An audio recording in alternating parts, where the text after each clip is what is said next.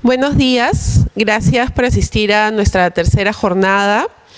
En esta ocasión tenemos el panel La vida social del violín en el Carmen, Chincha, Perú.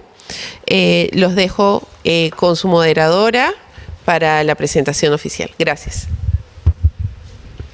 Hola, buenos días, es un gusto. Bienvenidos todas, todos. El primer expositor es Camilo Rivero Vázquez, del Centro de Investigación de las Artes Chalena Vázquez Rodríguez, la práctica de la población negra en el Perú. Un gusto. Muchísimas gracias a quienes han venido temprano, han recorrido los caminos que les han traído hasta aquí dentro de Lima u otras latitudes. Vamos a entrar en materia, en tanto tenemos poco tiempo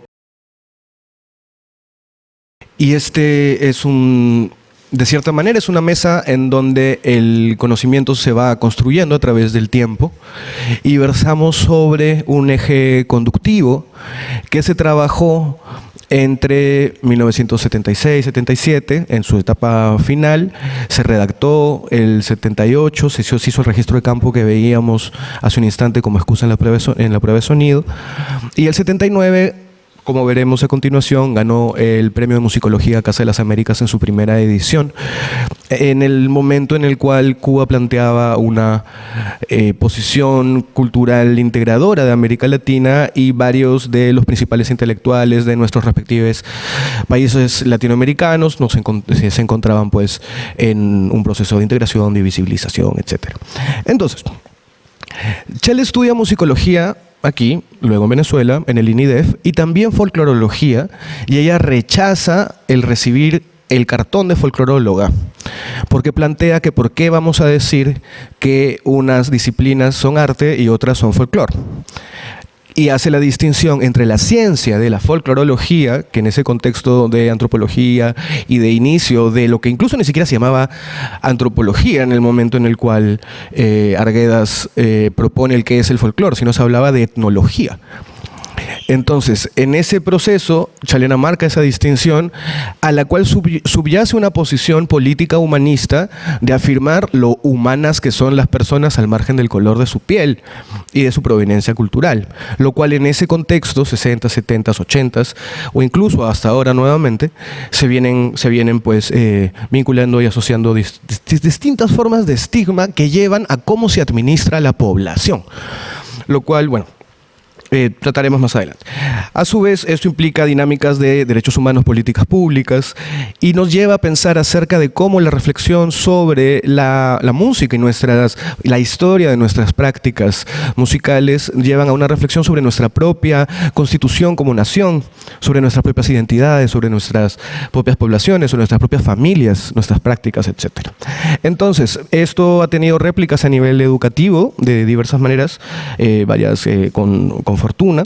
Ha habido también una expansión en los medios de comunicación, tanto televisión nacional como medios digitales, como veremos a continuación, e incluso el texto sobre el cual refiero ha servido como un medio de investigación-creación para que se reproduzca la danza en contextos donde se había dejado de practicar, ¿no? Lo cual lleva a un estudio de la performance y también está pendiente, ¿no?, el estudio de la corporalidad como tal, puesto de que Chalena, en tanto musicóloga y como parte de su tesis en esta casa de estudios, versó sobre todo del análisis de las formas musicales. Entonces, el libro tiene en realidad dos partes, que es la práctica de la población negra en el Perú. Recordemos que en ese momento se hablaba de lo negro, lo negroide, y recién se comenzaba desde los 60 a hablar de lo afro, como una manera de conectar con los países que se venían independizando en el África. Eso lo plantea Nicomedes y se lo cuenta a Chalena también. A su vez, ocurre que en esta representación hay una evolución también porque lo afro suele aislar el componente africano de la mayoría de la población. Ahorita hay un debate acerca de la pregunta 10 en el censo, ¿no? ¿Incluimos mestizo? Cuando se retira mestizo del censo, las personas que se reconocen como quechuas o las personas que se reconocen como afrodescendientes triplican o duplican su valor porcentual dentro del censo. Si no les preguntas si se reconocen como mestizos, si se reconocen como otras cosas. Y afortunadamente Nikkei y Toussaint sí existen en el censo como tal. Las otras identidades aún no.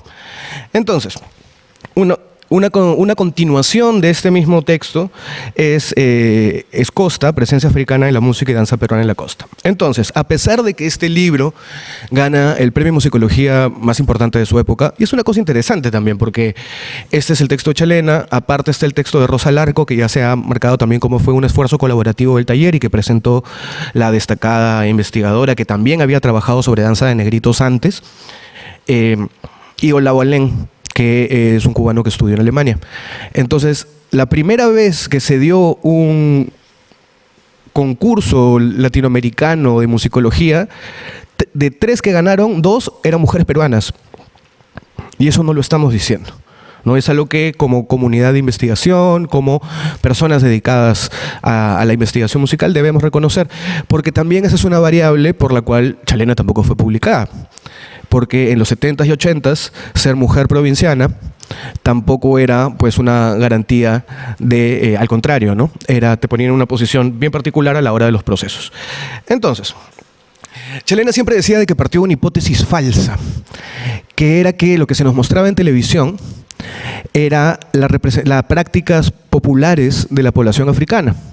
Lo que vemos a la derecha es una foto de Perú Negro, sí, o sea, a menos que me corrija Mónica, siempre tiene así las precisas.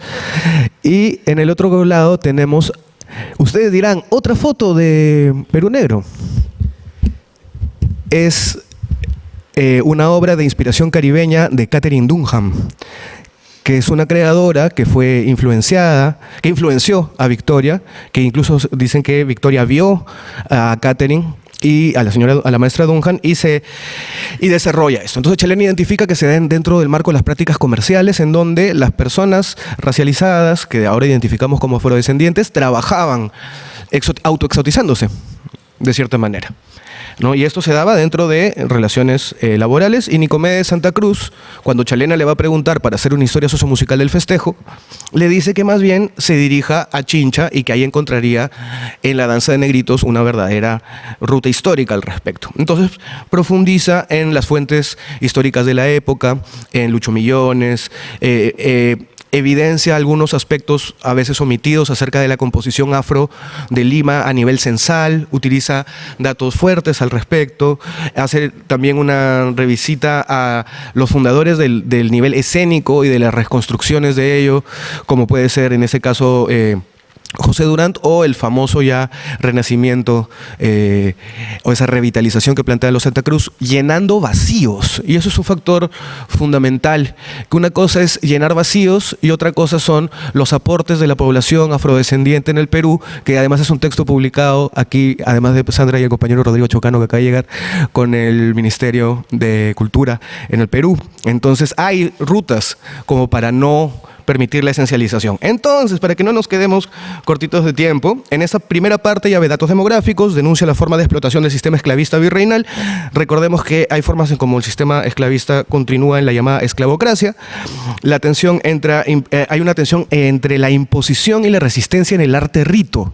Es algo muy interesante de cómo plantea de que hay ritos que se asumen como folclóricos, como populares, pero a su vez son formas que se proponen como dominación católica ante la población esclavizada y luego se resuelven como representación apropiada, ¿no? Habla de las danzas de moros y cristianos que al principio querían plantear la dominación y luego terminan representando las danzas, las batallas entre antiguas danzas, ¿no? Entre antiguas culturas africanas luego esclavizadas en este continente. Entonces, habla de la relación de instrumentos y formas musicales que luego se va a extender en Costa, habla del arte como mercancía que va a extenderse en el libro Los procesos de producción artística que llegamos a publicar con Caja Sullana, y hace algo muy interesante acerca de cómo la población africana en Lima o afrodescendiente en la costa se asumía como criolla. Y luego, más bien, aparece la categoría de lo negro como categoría y que muchas de las prácticas identificadas como negro, como africanas, afrodescendientes, eran practicadas por la población de escasos ingresos en general. Ese es un dato también planteado en ese contexto. Igual hay varios devenires y diálogos y muchos más puntos de contacto de lo que parecen, como incluso conversábamos en algunas sesiones aquí con Mónica y con Lilia acerca de cómo el cajón no es algo proveniente de Chincha, sino más bien se desarrolla en Malambo y es otros percusionistas como Bambán, el apellido de Bambán. Miranda, muchas gracias, que lo llevan y es muy querido justamente en ese contexto, en el contexto chinchano. Entonces, la segunda parte es la más rica etnomusicológicamente. Plantea situar a la danza en el contexto con datos de la localidad, situarla en su contexto a través de una estructura organizativa, lo cual es importante porque incluso hasta ahora se sigue pensando que estas prácticas coreográficas y musicales no tendrían una estructura previa, que serían prácticas asociadas a lo salvaje, a lo espontáneo, en el sentido de que no hubiera una planificación, una organización, cuando en realidad se realiza durante todo el año, ¿no? Entonces, ella considera que la danza en mayúsculas de Negritos es una suite en la cual analiza 20 canciones, pero indica de que le muestran que hay hasta 45. La familia Bayumbroso me ha mencionado más. En todo caso, hay, en este caso, 13 recopiladas por William Tompkins y 7 transcritas por Chalena. Acá está, la tesis está disponible en el repositorio de tesis de esta casa de estudios.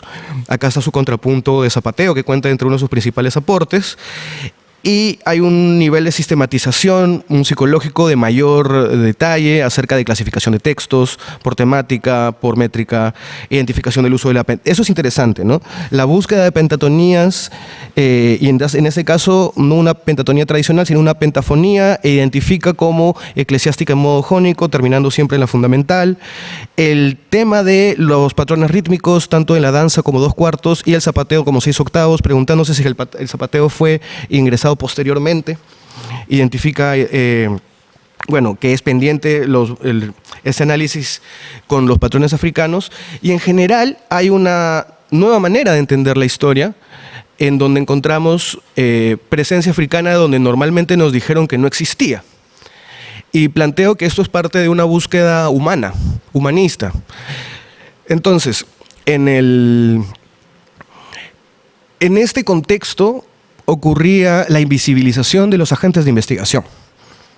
Las mismas personas que le enseñaron a Chalena en muchos casos omitían la participación de informantes indígenas, afrodescendientes, etc. Entonces los consideraban insumo. En este caso, Chalena hace un trabajo donde destaca la participación de las personas, de los vecinos, de sus apellidos, y nos lleva a reflexionar que la cultura no es un abstracto, está en las familias, está en las personas, está en su trabajo, juego, rito. Entonces tenemos a la derecha al maestro Amador Bayumbrosio, que en paz descansa, y al maestro Lurita, que le enseñó a él, y a la izquierda tienen una fotografía del papá Chalena. Entonces, cuando vemos la primera imagen y vemos a una mujer de rasgos blancos y ojos verdes, no estamos pensando que ese es su papá.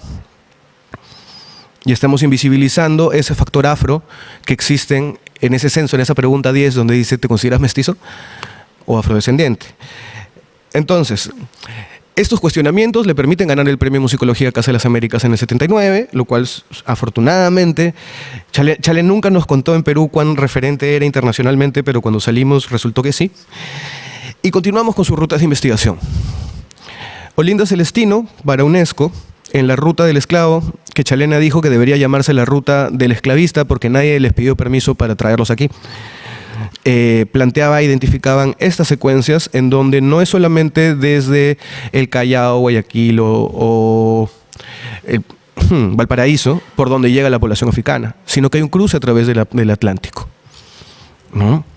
Entonces, todas estas otras rutas que pasan hacia Potosí son cosas que no hemos visto, que no hemos pensado, que no hemos ubicado, que el estereotipo nos ha hecho pensar que no existe. Sin embargo, la danza de Negritos se realiza simultáneamente a la danza de payas, que existe con varios tipos de expresión en todo el país y se identifica como una danza vinculada al Inca. Y es parte del culto solar que estaba asociado al maíz, que tiene una superposición con el culto solar con el culto a Cristo también. Entonces, ¿cómo así la principal danza afro de varones de origen, con villancicos, por eso planteamos un origen español, una seria influencia española, se vincula con la principal danza afro de mujeres de origen inca? Entonces, ahí nos quedan cosas por desarrollar, por investigar, por ver dentro del repertorio, por hacer comparativas entre las diversas danzas de Negritos y las diversas danzas de payas que existen en todo el país, porque estamos en proceso finalmente de reimaginar una nación. Finalmente, es pertinente decir que el 73 William Tompkins realizó estos análisis también, y para Chalena, cansada, como bien sabe Mónica también, de que le dijeran de que en Perú no se iban a leer libros de partituras y para qué se publicarían, que nadie quería leer acerca de estas músicas, que simplemente no le gustaba cómo citaba, lo cual curioso habiendo ganado estándares internacionales, ¿no? Y finalmente resultó más fácil hacer que San Marcos y Católica publiquen juntos que hacer que una mujer provinciana publique. Probablemente por la misma posición política que también tenía Chalena en contra de la esclavitud, ¿no? Y reflexionar en torno a eso, también sintiéndose afectada en tanto su padre afrodescendiente. Bueno, no quisiera extenderme más, quiero agradecer mucho el espacio y el tiempo, recordar que hay más detalles en el podcast TACI, que ganó el proyecto ganador de estímulos económicos del 2019, y que tenemos el CEDINA, el Centro de Investigación de las Artes, desde que continuamos con todos estos procesos. Muchísimas gracias.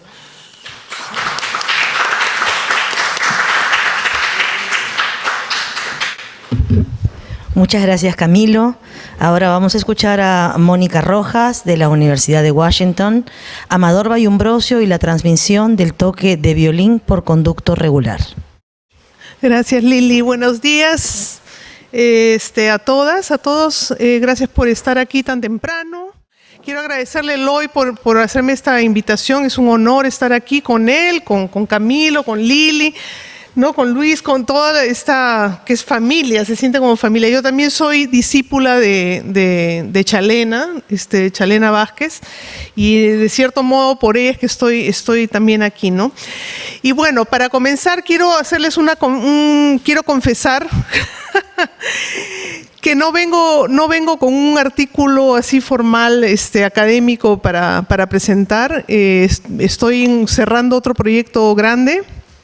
Y he viajado de Estados Unidos hace 2 noches, ambientándome y bueno, simplemente no he tenido capacidad. Entonces, en lugar de retirarme del panel y decir, Eloy, discúlpame, pero pucha, no he tenido tiempo, quise estar aquí, quise estar presente para honrar la invitación, honrar a todos ustedes y bueno, ¿por qué no compartir desde el corazón, ¿no? Entonces, tengo algunas anotaciones. Y bueno, tengo más preguntas que respuestas, pero a ver, vamos a ver, voy a compartir dentro de lo que he estado pensando, lo que me he estado cuestionando, ¿no? Entonces, siempre antes de comenzar, me gusta reconocer que a pesar de que yo soy afrodescendiente, entiendo también la complejidad de mi posicionalidad, ¿no? Mi posición como peruana, afrodescendiente, de piel no tan oscura, dedicada a investigar las tradiciones afroperuanas, ¿no? Mi inmersión a lo que es la tradición afrodescendiente en el Perú fue a los 15 años a partir de La Marinera Limeña, que fue el portal que me llevó a mí a descubrir todo esto. Entonces siempre tengo presente mi posicionalidad cuando hablo, presento, estudio, investigo, leo, etcétera, etcétera. Así que bueno, quería mencionar eso, ¿no? Bueno, voy a comenzar con una anécdota. Yo llegué, bueno, conocí a Chalena Vázquez, conocí a la gente de Perú Negro, conocí a mucha gente y bueno, mi interés por la cultura afroperuana, entender el racismo, discriminación, dentro de todo eso, de la práctica cultural, me llevó hasta el Carmen, ¿no? Como a muchas personas que están buscando, como Chalena llegó también buscando, ¿no? Lo más tradicional, qué sé yo también llegué hasta el Carmen, me parece que fue en el 87 o el 88 más o menos, y por supuesto conocí a la familia Bayumbrosio, y ese fue el comienzo de una relación de muchos años que tengo con ellos, de ir y venir, he visitado mucho tiempo, inclusive fuera de fiestas, cuando mucha gente va a visitar durante la Navidad, cuando hay fiestas, ¿no? Yo comencé a ir fuera de ese contexto y viví ahí, estuve allá. Entonces, como nutriendo una relación con la familia y con Amador. Entonces yo estaba un día cualquiera en la sala, sentada junto a don Amador, que normalmente se levantaba y tocaba violín, muchas veces así, ¿no? Entonces yo estaba ahí y de un momento a otro, estas fotos son de ese momento, él me da el violín y me dice, toca. Sí, acá está Lili, que tuvo una experiencia similar. Toca, entonces yo ni sabía ni cómo agarrar el violín, nunca había tenido un violín en mis manos, ¿no? Entonces lo agarré el violín, lo recibí, y bueno, traté de hacer algo, pero nada, ¿no? Entonces vio mi incomodidad, me quitó el violín, tocó más, entonces esta vez yo presté atención, me devolvió el violín, me dijo, toca. Entonces ya me puse el violín aquí, como yo había notado que él lo usaba, me lo puse aquí en el pecho, traté de, y fallé pues terriblemente otra vez, entonces me quitó el violín, entonces tocó otra vez, creo que zancudito, no sé, y me volvió a dar el violín, toca, y eso pasó como 2 horas. Después de un rato, finalmente ya pude lograr sacar algo, ¿no? Entonces me emocioné, corrí a Chincha, me compré un violín, regresé y Amador lo bautizó Jesucito. Ahí tengo mi violín en la casa, ¿no? Que Eloy me lo ha limpiado, arreglado. Entonces, han pasado los años, yo vivo en Seattle, me fui a estudiar y estando allá, Juan Medrano Cotito, no sé si ustedes saben quién es un músico, llegó hasta Seattle y llegó en diciembre y se quedó en mi casa y me dice, vamos a hacer un concierto de Navidad, así Navidad negra, ¿no? Y le digo, oye, yo toco el violín, ¿por qué no hacemos esto, no? Puedo, de repente tengo un grupo de baile, enseñarles un poquito del Panalivio, qué sé yo, que era lo que más me acordaba. Me dijo, ya. Pero inmediatamente a mí me dije, para hacer esto yo tengo que pedir permiso, ¿no? Entonces mandé un mensaje por un Messenger, qué sé yo, a todos los hijos de Amador, a Men, o a Che, o a Miguel, y a pedir permiso. Decía, mira, pasa esto, ¿puedo hacer esto? Entonces, todos los hermanos, pero por supuesto, Mónica, pero sin esto, que si mi papá te enseñó, y ahí en ese momento me entero que yo fui la primera mujer a la que Amador le había enseñado. No solamente a que le había enseñado, sino que además le había dejado tocar su violín. Entonces, wow, entonces ya había una responsabilidad, pero en ese momento fue como que, pucha, qué responsabilidad, ¿no? Inclusive los hijos me reclamaron en ese mensaje, porque ¿qué ha pasado todos estos años? O sea, mi papá te enseñó y ¿dónde está? Entonces, bueno, hice eso. Esa fue la anécdota que me hizo pensar. Y entonces me puse a preguntar esto. Amador siempre comentaba, siempre usaba esta frase, todo siempre debe ir por conducto regular, ¿no? Amador ha fallecido, todos los hijos, inclusive veo en Facebook, a veces se bromean ellos mencionando esta frase, ¿no? Como papá decía, todo siempre debe ir por conducto regular. Entonces yo me puse a pensar, bueno, conducto regular aplicado a esto, ¿cómo sería, no? Entonces busqué conducto es un conducto regular, vendría a ser como el debido proceso, ¿no? El conducto es un canal, es una vía que sirve para entrar, pasar y salir a otro lado, ¿no? Regular es algo conforme a una regla, ¿no? Entonces, algo que cumple con las normas o estándares normales, naturales, orgánicos, de la manera en que debe ser. Entonces me dije, ¿quiénes son los que aprenden el violín en el atajo normalmente? El violín no es algo que todos en la comunidad aprenden, ¿no? Como el zapateo, por ejemplo, que tiene un proceso desde niños los padres los traen, los cofran, entonces es diferente. Los niños también zapatean, uno ve niños a veces entreteniendo turistas y eso, pero el violín requiere una especialización más específica, ¿no? Otra cosa es que normalmente los hombres son los que tocan el violín. Entonces yo decía, pero entonces, ¿cómo es esto? ¿Cuál es el conducto regular pensando en Amador, qué Amador diría, ¿no? Yo no sé, esta es la pregunta que tengo. ¿Cuál es el conducto regular? El conducto regular, normalmente para aprender el violín, hay 3 hijos de Amador que han aprendido, por alguna razón, uno de ellos han aprendido el violín, otros no han aprendido a tocar el violín. El valor de las relaciones de confianza como un conducto regular también. Yo en Estados Unidos, bueno, es muy largo y quizás no voy a hacer un buen trabajo conectando las dos cosas, pero hay una plataforma indígena allá de la gente, bueno, los círculos de paz, que es una plataforma, es una tecnología social para conocerse, para nutrir relaciones, para resolver conflictos también, que usa esta teoría del cambio, le llaman, que es, imagínense un reloj donde se divide en 4, entonces hay la primera cuadrante del 1 al 3, la segunda cuadrante del 3 al 6, la tercera cuadrante del 6 al 9, ¿no? Y la última cuadrante del 9 al 12. Entonces tenemos esto dividido en 4.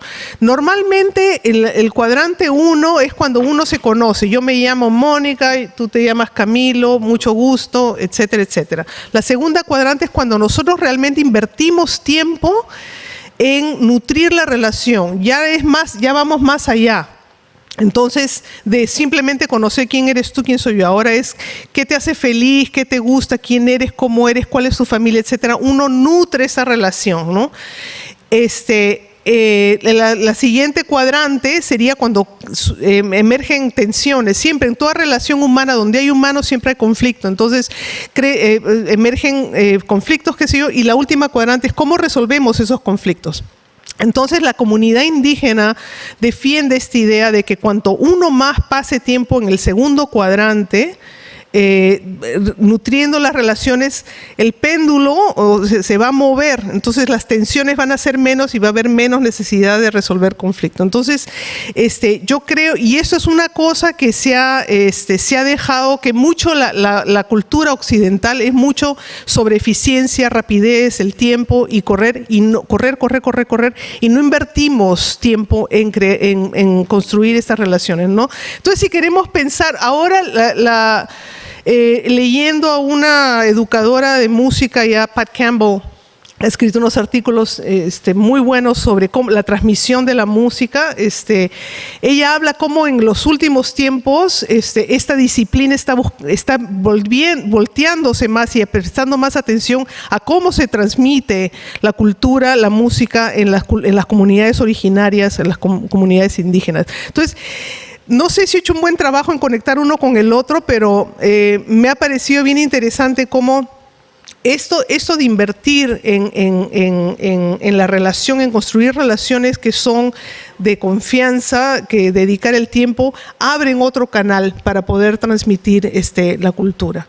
Entonces, bueno, ya eso es, no me preparé mucho más, pero quería plantear esto, ¿no? Como uno cuando piensa en estudiar la música, yo podría haber pensado en la técnica en que Amador me enseñó, pero yo creo que hay cosas que van mucho más allá cuando hay transmisión de cultura, especialmente porque yo no le pedí a Amador que me enseñe. Yo no fui al Carmen para que Amador me enseñe. Yo no fui, le dije, don Amador, por favor, ¿me podría enseñar a tocar violín? Y quizás ha sido el caso para otras personas, no sé. ¿No? Entonces, para mí ha sido la manera en que Amador me ha dicho a mí, confío en ti. ¿No?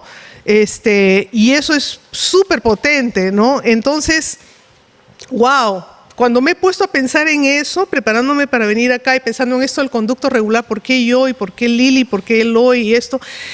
Me ha parecido esto súper interesante. Entonces ahora yo me pongo a pensar cuál es mi responsabilidad, ¿no? Y cuál es el conducto regular para mí en cuanto a pasar lo que yo he aprendido de Amador. Pero lo que he logrado hacer es regresar a la familia y como que este círculo de confianza, y ahora he logrado por medio de la universidad y mi trabajo allá abrir espacios para que el hijo de Amador, Miguel, vaya a donde estoy yo, y allá en lugar de yo enseñar, abrir el espacio para que el mismo hijo de Amador enseñe en lugar de yo, ¿no?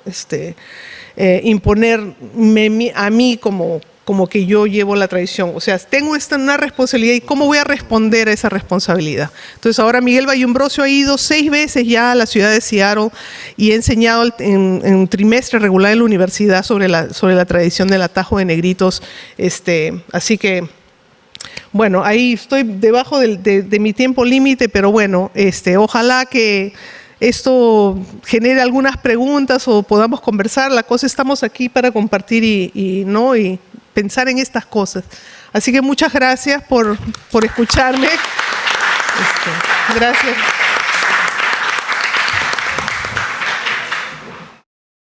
Muchas gracias, Mónica. A continuación, Luis Enrique Coronado, de la Escuela Superior de Folclor José María Arguedas. Sílvalo primero para que nunca lo olvides. Aprendizaje del toque del violín en el atajo de negritos de El Carmen Chincha. Mi nombre es Luis Ricardo Coronado Enríquez, sino que ha habido un pequeño error ahí, ¿sí? Pero no pasa nada. En primer lugar, agradecer al Congreso por hacer posible esta reunión, por juntarnos a todos y por brindarnos el espacio para compartir y hablar de lo que nos une a todos, que es la música, ¿no?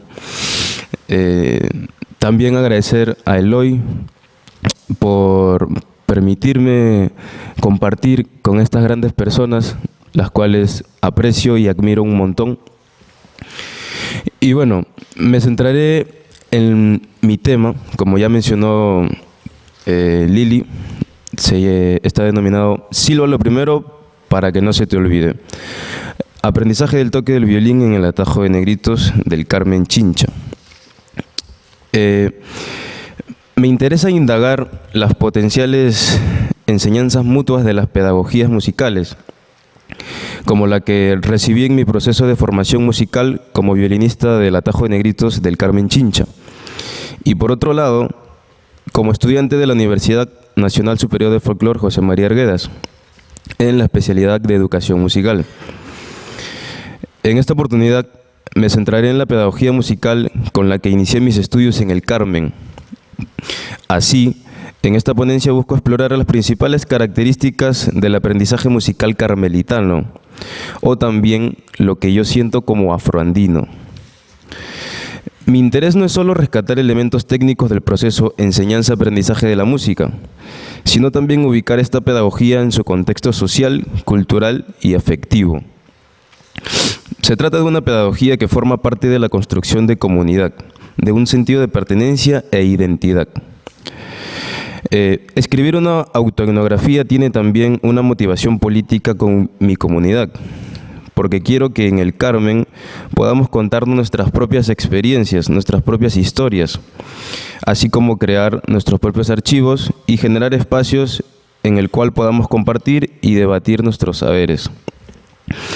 En lo que sigue, hablaré brevemente sobre la técnica y ejecución del violín. Después presentaré las características generales de la formación musical antes de aprender a tocar el instrumento. Luego, me centraré en la formación del violinista a través de mi testimonio. Y por último, daré unas reflexiones. Me gustaría mostrarles un pequeño video antes de pasar a la siguiente parte de cómo afinaba mi maestro Guillermo Marcos Santa Cruz.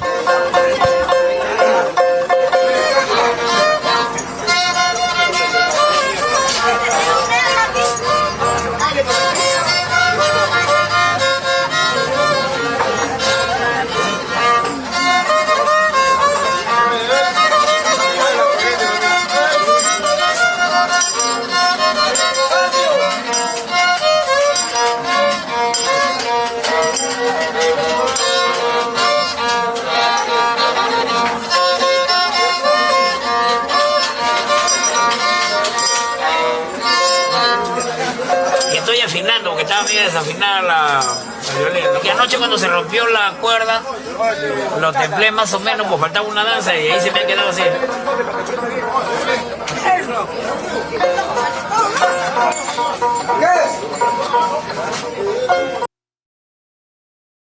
Para mí es importante mostrar este video ya que gracias a él es lo que soy ahora.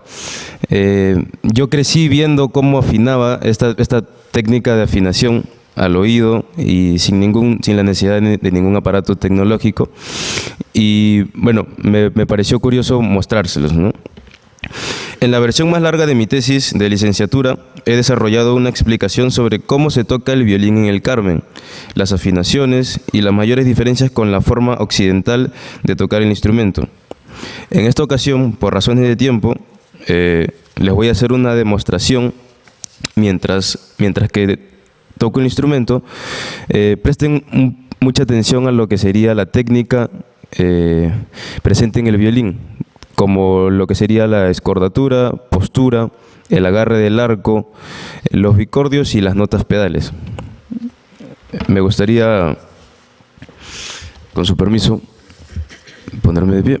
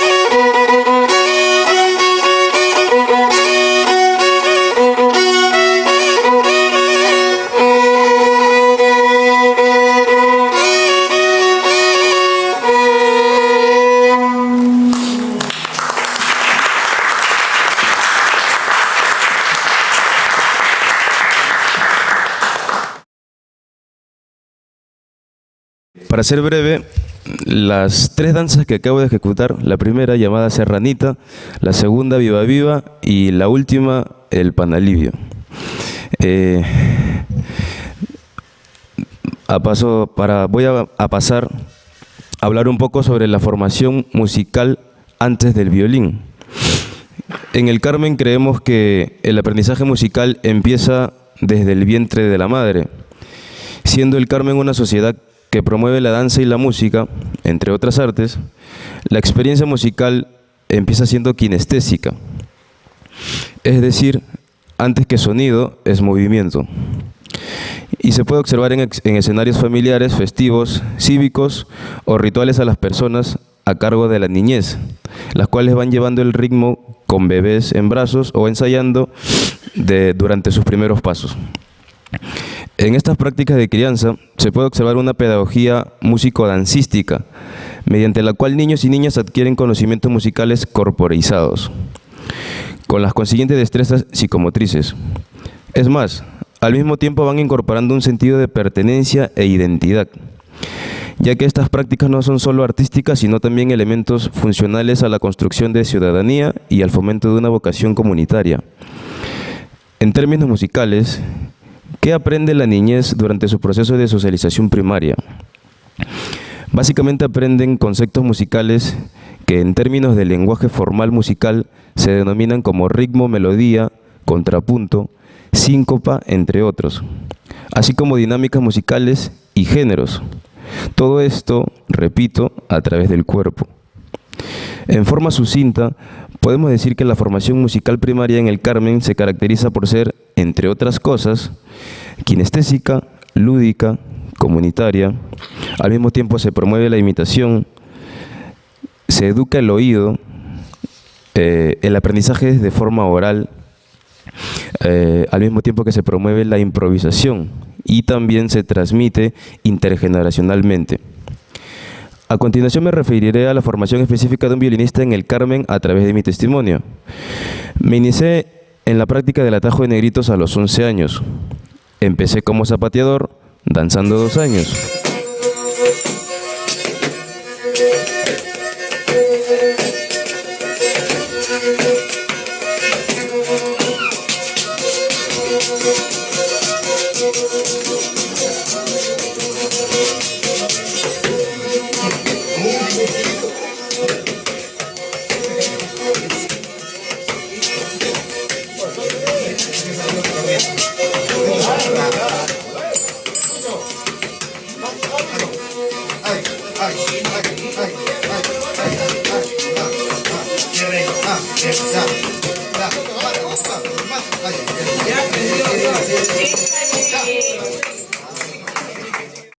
En todo ese tiempo danzando me llamó mucho la atención del violín, el cual lo tocaba en ese tiempo el maestro Guillermo Marco Santa Cruz. En esa época ensayábamos los sábados en la casa de la mayorala, mi tía Margarita Córdoba. Y en cada receso que daban por ensayo le pedía al maestro que me pudiera enseñar a tocar en sus ratos libres. Pero él siempre se negaba. Lo visitaba casi todos los días insistiendo constantemente en que me enseñara a tocar. Y la respuesta siempre fue, yo no enseño a nadie. Dejé de insistir, pero un día fue a buscarme a casa de mi abuela. Me pareció muy raro que alguien me buscara, pero era él en su moto. Él tenía un tono bastante particular, la cual ya hemos apreciado al inicio, cuando estuvo afinando el violín, y su voz era un poco rasposa, un poco así bien gruesa, ¿no? Entonces, al abrir la puerta, él me dijo, oye, anda a mi casa a las 6 y lleva tu violín. Estuve en su casa a las 5, muy emocionado y esperando que llegara de la chacra. Al llegar, me hizo pasar y ese día, Guillermito, como le solía decir, me enseñó mi primera danza, el contrapunto de zapateo. Antes de enseñarme me dijo muy claro, mira bien mi mano porque no pienso repetir. Procedió a tocar y cuando terminó, dijo que era mi turno. Yo me distraje escuchando la melodía y no presté atención a la primera. Le pedí que lo repitiera y que esta vez lo hiciera un poco más lento, ¿no? Que ahora sí iba a estar mucho más atento. Lo hizo y ahora sí era mi turno. Con mucho respeto y alegría empecé a tocar por primera vez el violín. Logré imitar todo lo que él hacía. Me dijo que esa danza era con la que los violinistas se iniciaban. Imagino que se debió a la facilidad rítmica y repetitiva de la danza. Al mismo tiempo me dijo que para ser violinista primero hay que ser zapateador, que no se puede pasar al violín sin antes haber zapateado. Desde el primer día, él notó mi interés y compromiso por aprender. Creo que eso le gustó mucho y le motivó a enseñarme. Por eso me seguía buscando y yo también lo buscaba, porque como siempre me decía, varias personas me dicen que le enseñe, pero yo nunca le he enseñado a alguien. La segunda vez que nos vimos me enseñó la danza de Panalivio. Yo captaba muy rápido sus explicaciones, ya que él era muy renegón y no le gustaba estar repitiendo cada rato. Las melodías se me hacían muy familiares por lo mismo que ya había bailado 2 años en el atajo. Y él siempre me decía que si no me acordaba cómo tocar una melodía, la silbara antes. Me acostumbré a aprender las danzas de esa manera, ya que era mucho más fácil silbarlas que tocarlas. Quizás era una costumbre o una técnica tradicional de aprendizaje, ya que al momento de ejecutar el instrumento, mi mente ya no pensaba en un patrón y mis dedos simplemente fluían. Pasaron 2 semanas y ya tenía en mi repertorio las danzas de contrapunto, panalivio, zancudito, serrana vieja, yugo, paloma ingrata y viva viva. Para ese entonces ya se murmuraba que yo estaba aprendiendo a tocar.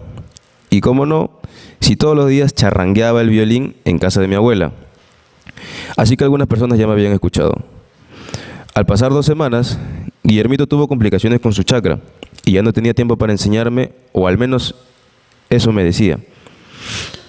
Un día cualquiera, después de terminar de jugar en la plaza, mi papá me busca y me dice que mi tía Margarita, la mayorala del atajo, quería hablar conmigo. Muy nervioso fui a su casa, ya que no era normal que la mayorala quiera hablar conmigo, si solo era un simple zapateador. Al llegar veo al niño postrado en su sala y me invita a pasar. Porque querer ponerlo como una disciplina como lo tenía mis papás, o sea que ellos eran derechos y yo también tenía que continuar así. No recuerdo con exactitud sus palabras, pero imagínenla hablando de esa manera. Me dijo lo siguiente: sobrino, tu papá me ha contado que estás aprendiendo a tocar el violín con Guillermito. Él también me ha mencionado sobre ti y me alegra mucho que te esté enseñando, porque desde que lo conozco nunca le ha enseñado a alguien. Básicamente, después de una larga conversa, que no recuerdo con exactitud, pero esas fueron sus palabras, mi tía me dice lo siguiente: entonces, sobrino, tú sabes que esto no es un juego y esto es una tradición que viene desde hace muchos años atrás. Y todo lo hacemos por él, señalándome la imagen del niño. Mira, te cuento, antes que el que llevaba el atajo era mi papá, don Maximiliano Córdoba. Ya cuando se puso mal, me dejó a cargo. Pero esto no es de ahora, antes de él hubieron más. Entonces tú sabes que nosotros no somos eternos. Y mira, te cuento, por aquí han pasado muchos violinistas. De los que yo recuerdo, primero estaba don Silvino Caraza, él falleció y entró después don Joche, José Lurita Pérez. Luego Pedro la Bruja. Más tarde ingresó Champita, don Amador Bayumbrosio, y ahora Guillermito. Pero cuando no esté él, ¿quién?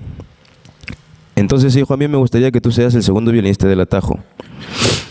Yo sabía que no era una pregunta, y que con toda esa charla de las generaciones pasadas y las experiencias vividas, mi tía Margarita ya me había comprometido con la tradición.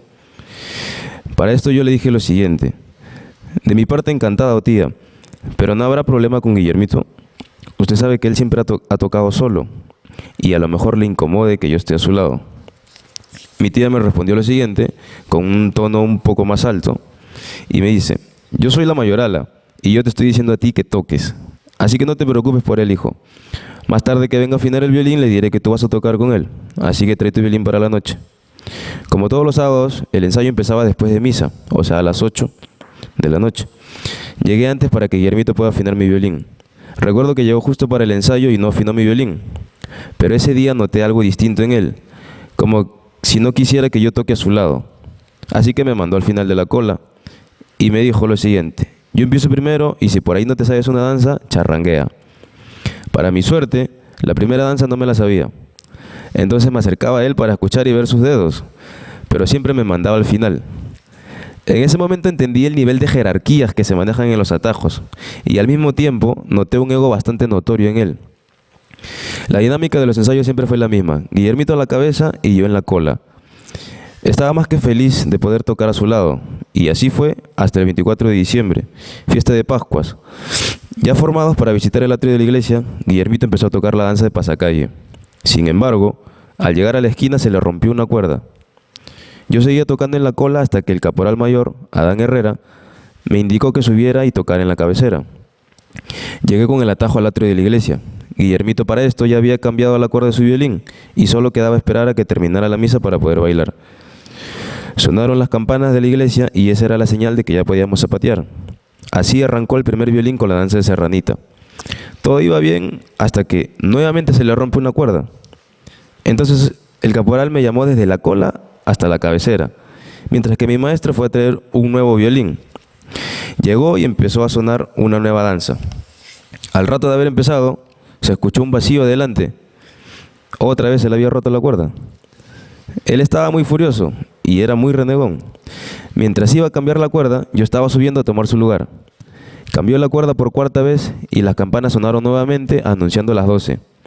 Todos abrazándonos y festejando la llegada de la Navidad y el nacimiento del niño Jesús. Y llegó el momento de hacer la última danza para poder regresar a la casa y guardar el niño. Mi maestro empezó a tocar y una vez más se le rompe la cuerda. Resignado se fue a su casa y ya no volvió. Esa noche fue mi primera vez tocando para el atajo y mi violín nunca dejó de sonar. Muy contento porque, a pesar de los nervios, a mis 13 años llevé y devolví el atajo a casa. Siendo que en mis inicios me dediqué a poder entender casi todo lo que necesitaba conocer un violinista: historia, musicalidad, orden, cantos. Llegó un momento en el que sentí que las personas ya no me veían como aprendiz, sino que querían más de mí. Y poco a poco me fui volviendo maestro. Le enseñé a mi prima y a mi primo, que ahora tocan conmigo junto en el atajo. Este proceso aparentemente solo musical, también lo sentí como un llamado a tener una responsabilidad de liderazgo con mi pueblo, no solo musical, sino también comunal. Ya creo que me pasé de tiempo. Yendo a las reflexiones finales, como les había mencionado, actualmente soy estudiante de 10º ciclo de la Universidad Nacional Superior de Folclore José María Arguedas, en la especialidad de Educación Musical, y me encuentro definiendo mi tema de tesis. En primera instancia, propuse analizar mi experiencia como músico, a modo de autoetnografía, y rescatar la pedagogía invisible de mi pueblo afroandino. Sin embargo, no me aceptaron la propuesta autoetnográfica porque, según me dijeron, no tiene sustento, porque no tiene un respaldo ni un registro científico. Pese a que hay gran material investigativo que se ha realizado como autoetnografía y que la metodología ha sido explorada por muchos investigadores, en el caso de mi propuesta señalaron que la metodología, si es que funciona, tiene que ser una que le funcione a los demás. Es decir, me pedían una metodología que asumiera que todos somos iguales y no reconozca nuestras diferencias y diversidades. No obstante, la pedagogía musical de mi pueblo es un saber que quiero visibilizar, tanto para el público en general, pero sobre todo para mis paisanos, para que sientan orgullo de lo que nos han legado nuestros ancestros. Y en otras palabras, siento que es necesario reconocer las propuestas pedagógicas alternas y descolonizar las propuestas pedagógicas eurocentradas. Pienso que la educación musical académica o formal se puede enriquecer con los aportes de las pedagogías invisibles, para así promover una pedagogía intercultural. Estas pedagogías invisibles tienen que ver con la permanente renovación de un sentido de pertenencia, de comunalidad. El sonido es una forma de amalgama que produce y reproduce un sentido de nosotros. Sin más que decir, muchas gracias.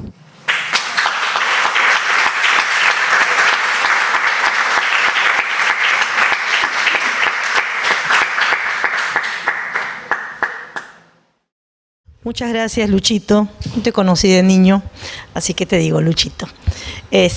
A continuación, Eloy Neira de la cadena de la Universidad de California, Riverside, Smithsonian Institute Folkways, con los toques del violín sobre autenticidad, inautenticidad y autenticidades.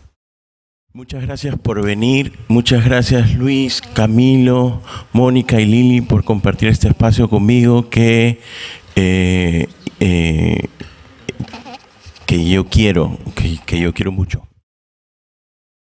Inicio esta presentación con dos citas que dan cuenta de la tensión epistémica con la que abordo mi tema. Con 80 años de diferencia, ambas reflejan distintos momentos de las concepciones de lo que es la ciencia auténtica. Al cumplir 7 años, mi padrino, Miguel Bayumbrosio, me presentó ante el atajo de negritos de Amador Bayumbrosio, su padre. Empecé como zapateador, pero al mismo tiempo, el propio Amador Champita me fue enseñando a tocar el violín y posteriormente mi aprendizaje prosiguió con las enseñanzas de sus discípulos, entre ellos José Bayumbrosio, César Bayumbrosio y Lili Romero, que está acá con nosotros.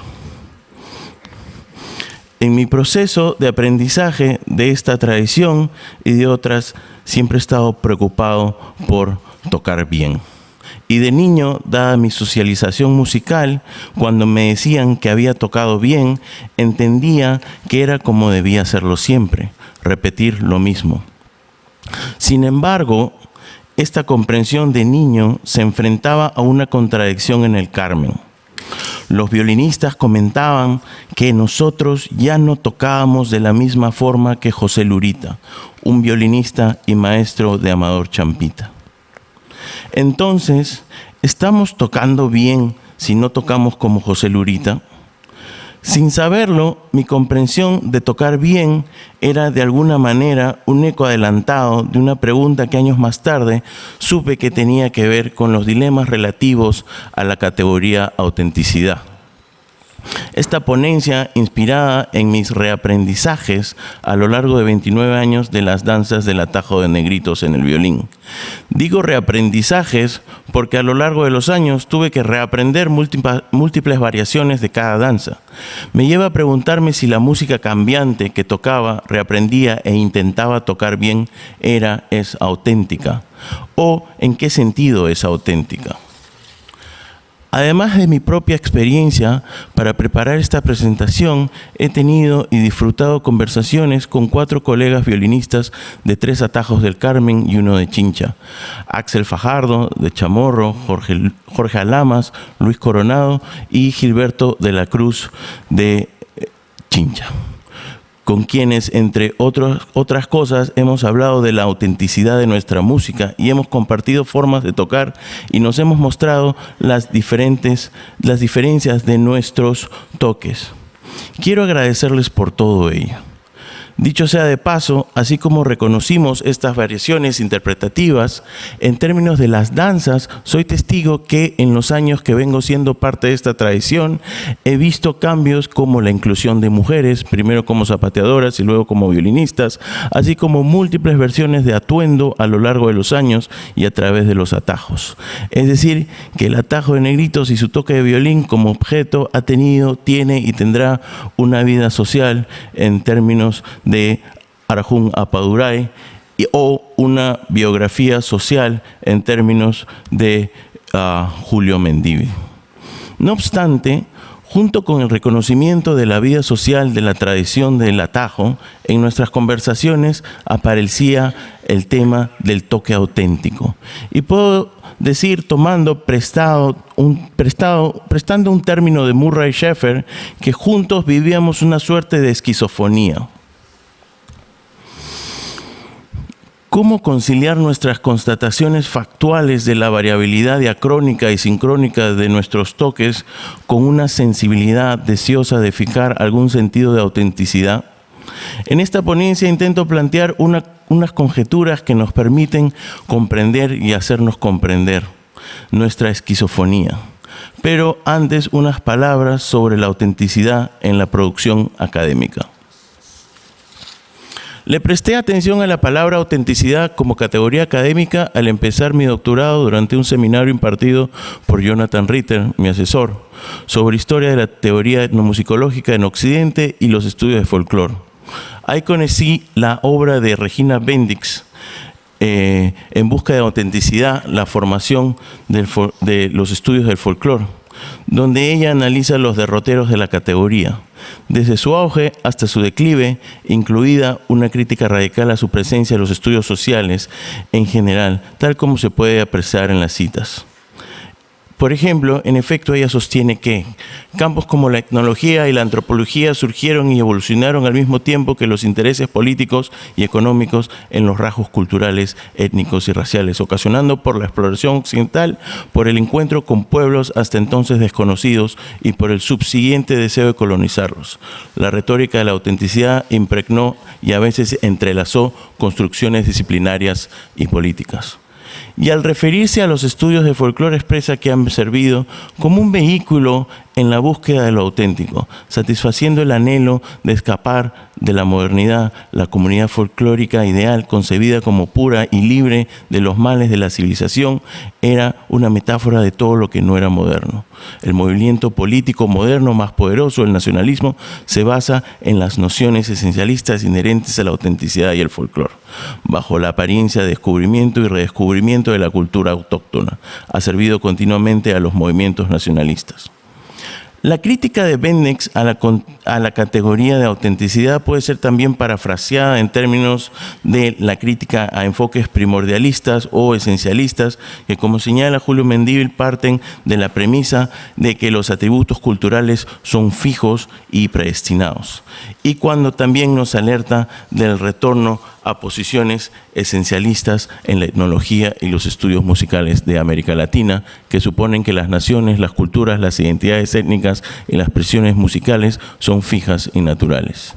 También se puede ver en la misma línea a Chalena Vázquez y a Raúl Renato Romero.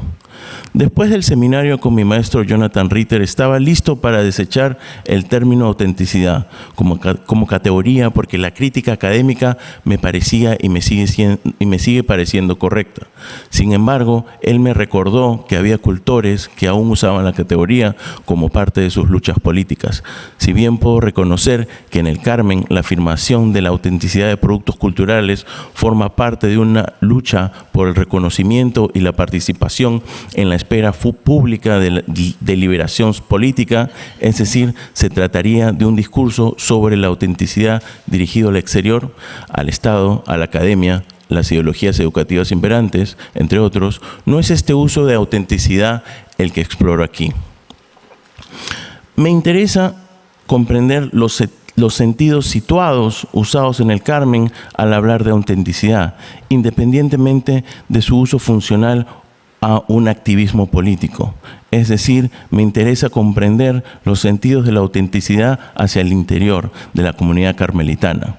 En este proceso intento escapar de la dicotomía emic-etic y, siguiendo a John Law, quizás no estoy produciendo un conocimiento con auténtico pedigrí científico, pero sí una comprensión half-breed, chusca, como yo, situada, es decir, siguiendo a Haraway, una que tome en cuenta que el conocimiento siempre es parcial y está condicionado por el contexto social, histórico y cultural de quien lo reproduce.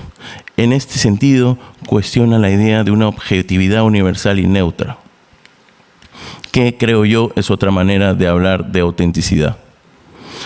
Debo admitir que durante la investigación empírica para este ensayo, sobre todo a la hora de preguntar por las comprensiones de autenticidad, emergía la naturaleza polisémica del término, sobre todo ante casos situados, presentados más adelante, que es cuando los significados y mecanismos para relacionarnos con la autenticidad cambiaban. En esta naturaleza polisémica de los sentidos de autenticidad es en la que quiero centrarme. Para ello, quiero presentar primero unos aportes de Michelle Vigueño al estudio de la autenticidad que ella presenta en su estudio sobre la construcción imaginaria del nacionalismo boliviano a través de la música. Esta autora diseña una estrategia heurística considerando 3 maneras de comprender la autenticidad. Así distingue entre autenticidad experiencial, autenticidad histórico-cultural y autenticidad excepcional. En la última se refiere a la creación única de un artista y está vinculada al desarrollo capitalista de un mercado de arte. La autenticidad histórico-cultural es la que tiene como objeto de crítica a autores como Bendix. No obstante, precisa una diferencia entre la autenticidad cultural y la histórica. Ella dice, combino la autenticidad cultural y la histórica por las cuestiones de representación que comparten, pero las reivindicaciones de autenticidad cultural suelen situar a los sujetos fuera de la historia, mientras que las autenticidades históricas sitúan a los sujetos dentro de una trayectoria histórica. Para efectos de esta presentación, me interesa detenerme en la autenticidad experiencial. La autora señala que la performance experiencialmente auténtica enraiza a las personas, a los lugares a través del movimiento corporal y la consecuencia de una unicidad performativa con los acontecimientos sonoros y otras personas. Es el goce que uno siente al escuchar una voz cantarina. Es lo que hace que uno quiera bailar. En otras palabras, es el groove. Vigueño prosigue diciendo que una presentación experiencialmente auténtica es real porque es sentida como un groove. Así, la autora señala que la autenticidad experiencial elude a la representación simbólica, aunque la mayoría de las demás alegaciones de autenticidad sean intentos de representar este groove. Esta sensación sensorial de las actuaciones musicales establece relaciones entre las personas y los lugares físicos. Volvamos al Carmen.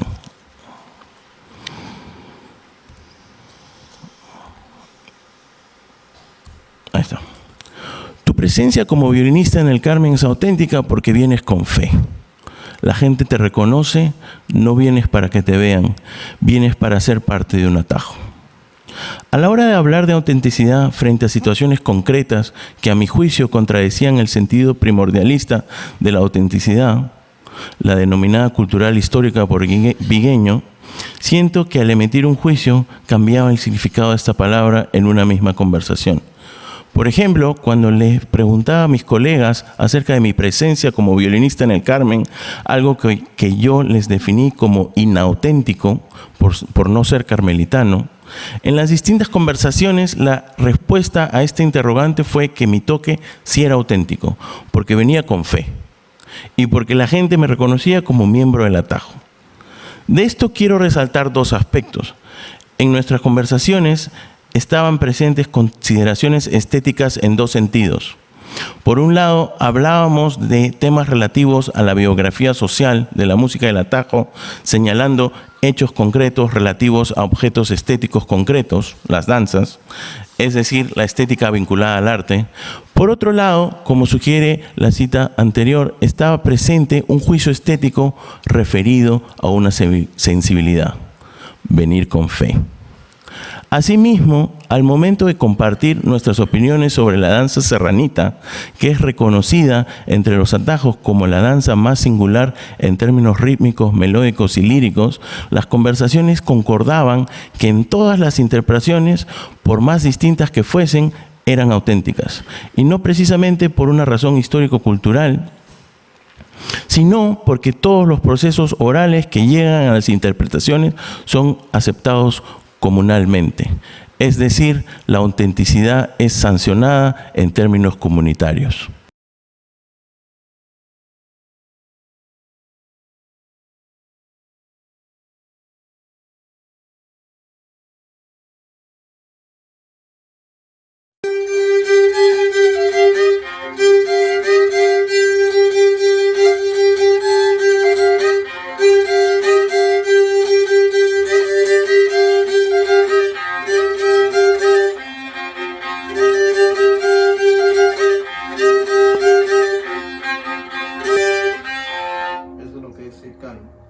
Para la serranita de Ica.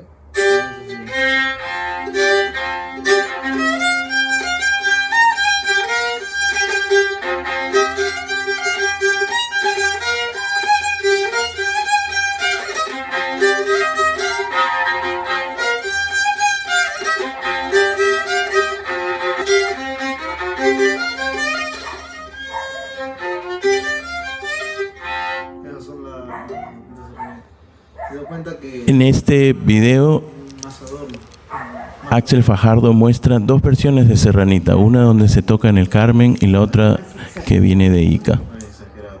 A lo que es el Carmen, que es algo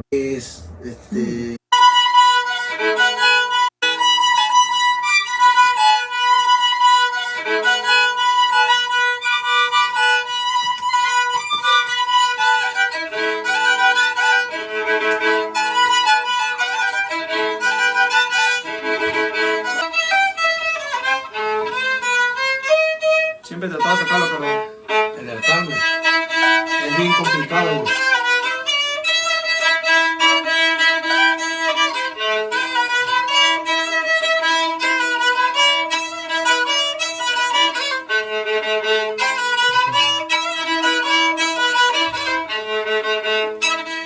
En este video, Gilberto de la Cruz muestra cómo es su toque de violín en chincha e intenta sacar la forma de tocar del Carmen.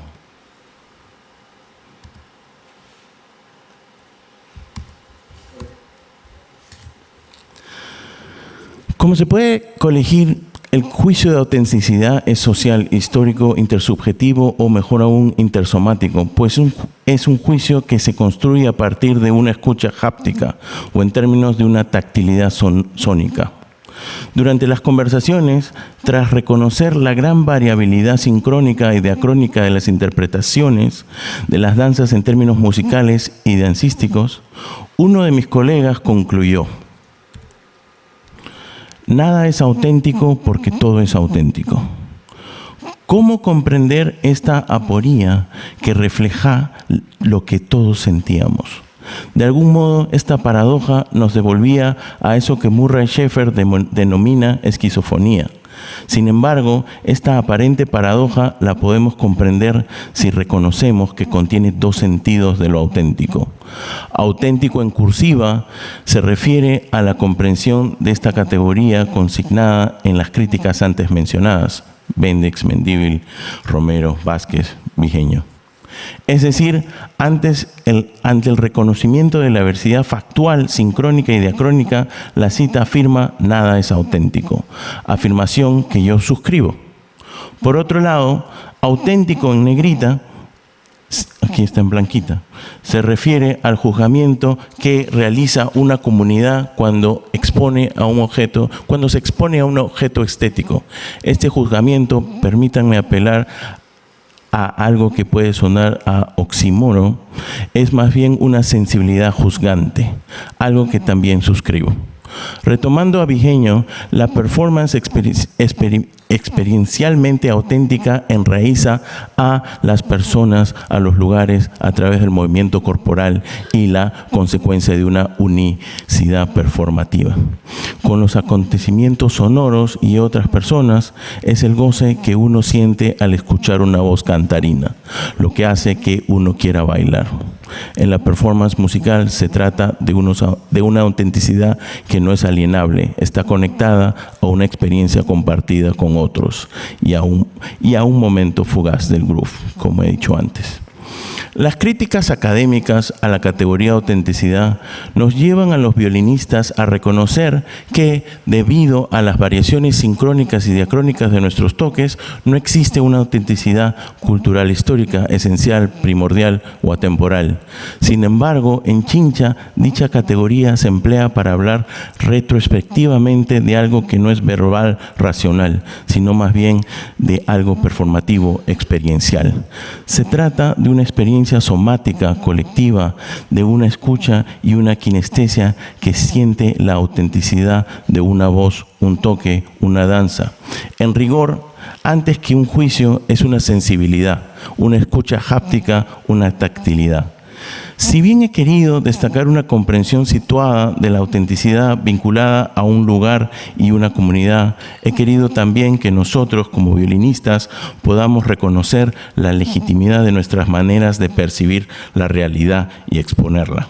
Se trata de una manera de conocer que no es clara y distinta, cartesiana, centrada en procesos mentales. Más bien, se trata de conocimientos somáticos en el sentido de cuerpo vivido de Merleau-Ponty, que parten de una estética, una sensibilidad o dicho, siguiendo a Deleuze, esta tradición se basa en una repetición siempre cambiante, que nunca es igual, pero que sin embargo siempre presenta algo de lo anterior. Muchas gracias.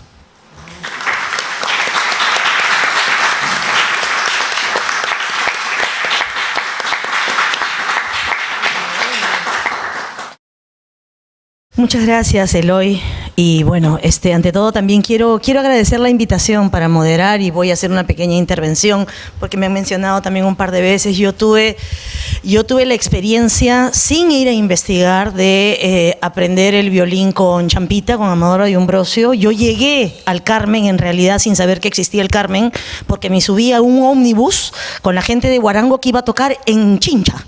Y hay lugar, súbanse el que quiera y vamos a escuchar. Y yo fui a ver a un grupo de música que tocaba en Chincha, en el Carmen, y ahí conocí el Carmen. Ahí me presentaron a la familia Ayumbrosio, y cuando conocí a Amador me preguntó qué hacía. Soy educadora musical, ¿tocas violín? Sé tocar unas 2 cositas de violín nada más, y me dijo, así puedes, y me dio el violín y me dijo, ¿puedes tocar esto? Y empezó a tocar.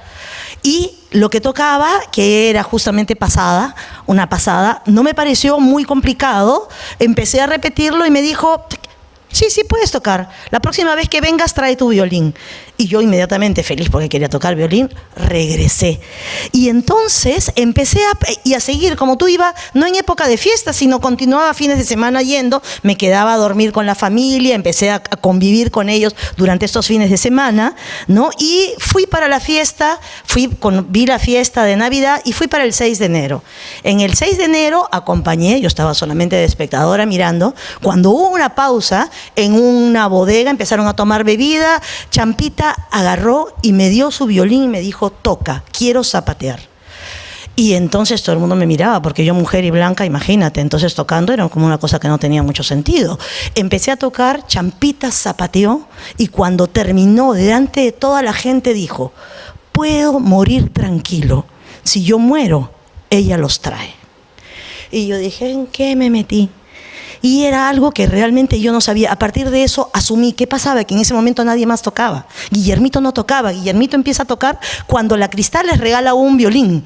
Entonces yo asumí esa presencia en Navidades, falta ese día mismo. Normal, estaba en la tarde-noche, tipo 6 de la tarde en la plaza, ya con sayonaras, con todo, y en eso viene un niño corriendo y me dice, la tía Margarita te llama, necesita que vayas a tocar, Amador se ha quedado dormido. Y entonces yo corrí, sí, ya sabemos qué significa que se quedó dormido. Fui corriendo, me puse zapatos porque como iba a ir con sayonaras allá, y desde las 7 de la noche, sin saber yo todas las danzas, hasta la quema, tuve que acompañarlos. Y en la quema no tenía ni idea, y entre que yo estaba de escuchar lo que cantaban, el humo que salía de la fogata, el zapateo que levantaba toda la tierra, era una cosa, al día siguiente dormía así, no podía ya. ¿A qué voy? A que dentro de las cosas que se han conversado, también hay una cosa que es bien interesante, y es que Adelina a mí me pidió que yo le enseñara violín a Cecitar. Y cuando ella me pidió que yo le enseñara violín, yo digo, yo no, pero si está su papá, ¿cómo va a ser? Ella me dijo, es que su papá no tiene paciencia, tú tienes paciencia, puedes enseñarle. Y algo dentro de mí hizo que no me sintiera en la condición de ser yo quien vaya a enseñar, que debía aprender de su papá. Entonces, ese tipo de experiencias creo que son importantes. Y la última, bueno, como verán por mi pelo, yo también soy afrodescendiente, pero yo no lo sabía. Yo me enteré a los 30 años o 27 años, porque cuando empecé a ir tanto al Carmen Chincha y a tocar y todo, que yo sentía que era una música que como conectaba, mi mamá me dijo que me tenía que contar una historia familiar secreta. Mi abuelo Amadeo Soto Cuenca había nacido en Chincha y había sido invisibilizado por la familia de mi abuela. Cuando llego le digo a Champita, Champita, soy Soto, mi abuelo es Soto de Chincha. Se alegró y me llevó, vas a conocer a tus primos. Y me llevó a los Soto del Carmen acá, y de pronto yo ya era también parte de la comunidad porque tenía la descendencia. Es muy interesante todo eso. Entonces, el hecho de que ustedes me inviten aquí, además de haber sido profesora de acá, de dos los que están aquí presentes cuando ellos eran niños, me agradezco muchísimo este reconocimiento. Muy emotivo. Gracias.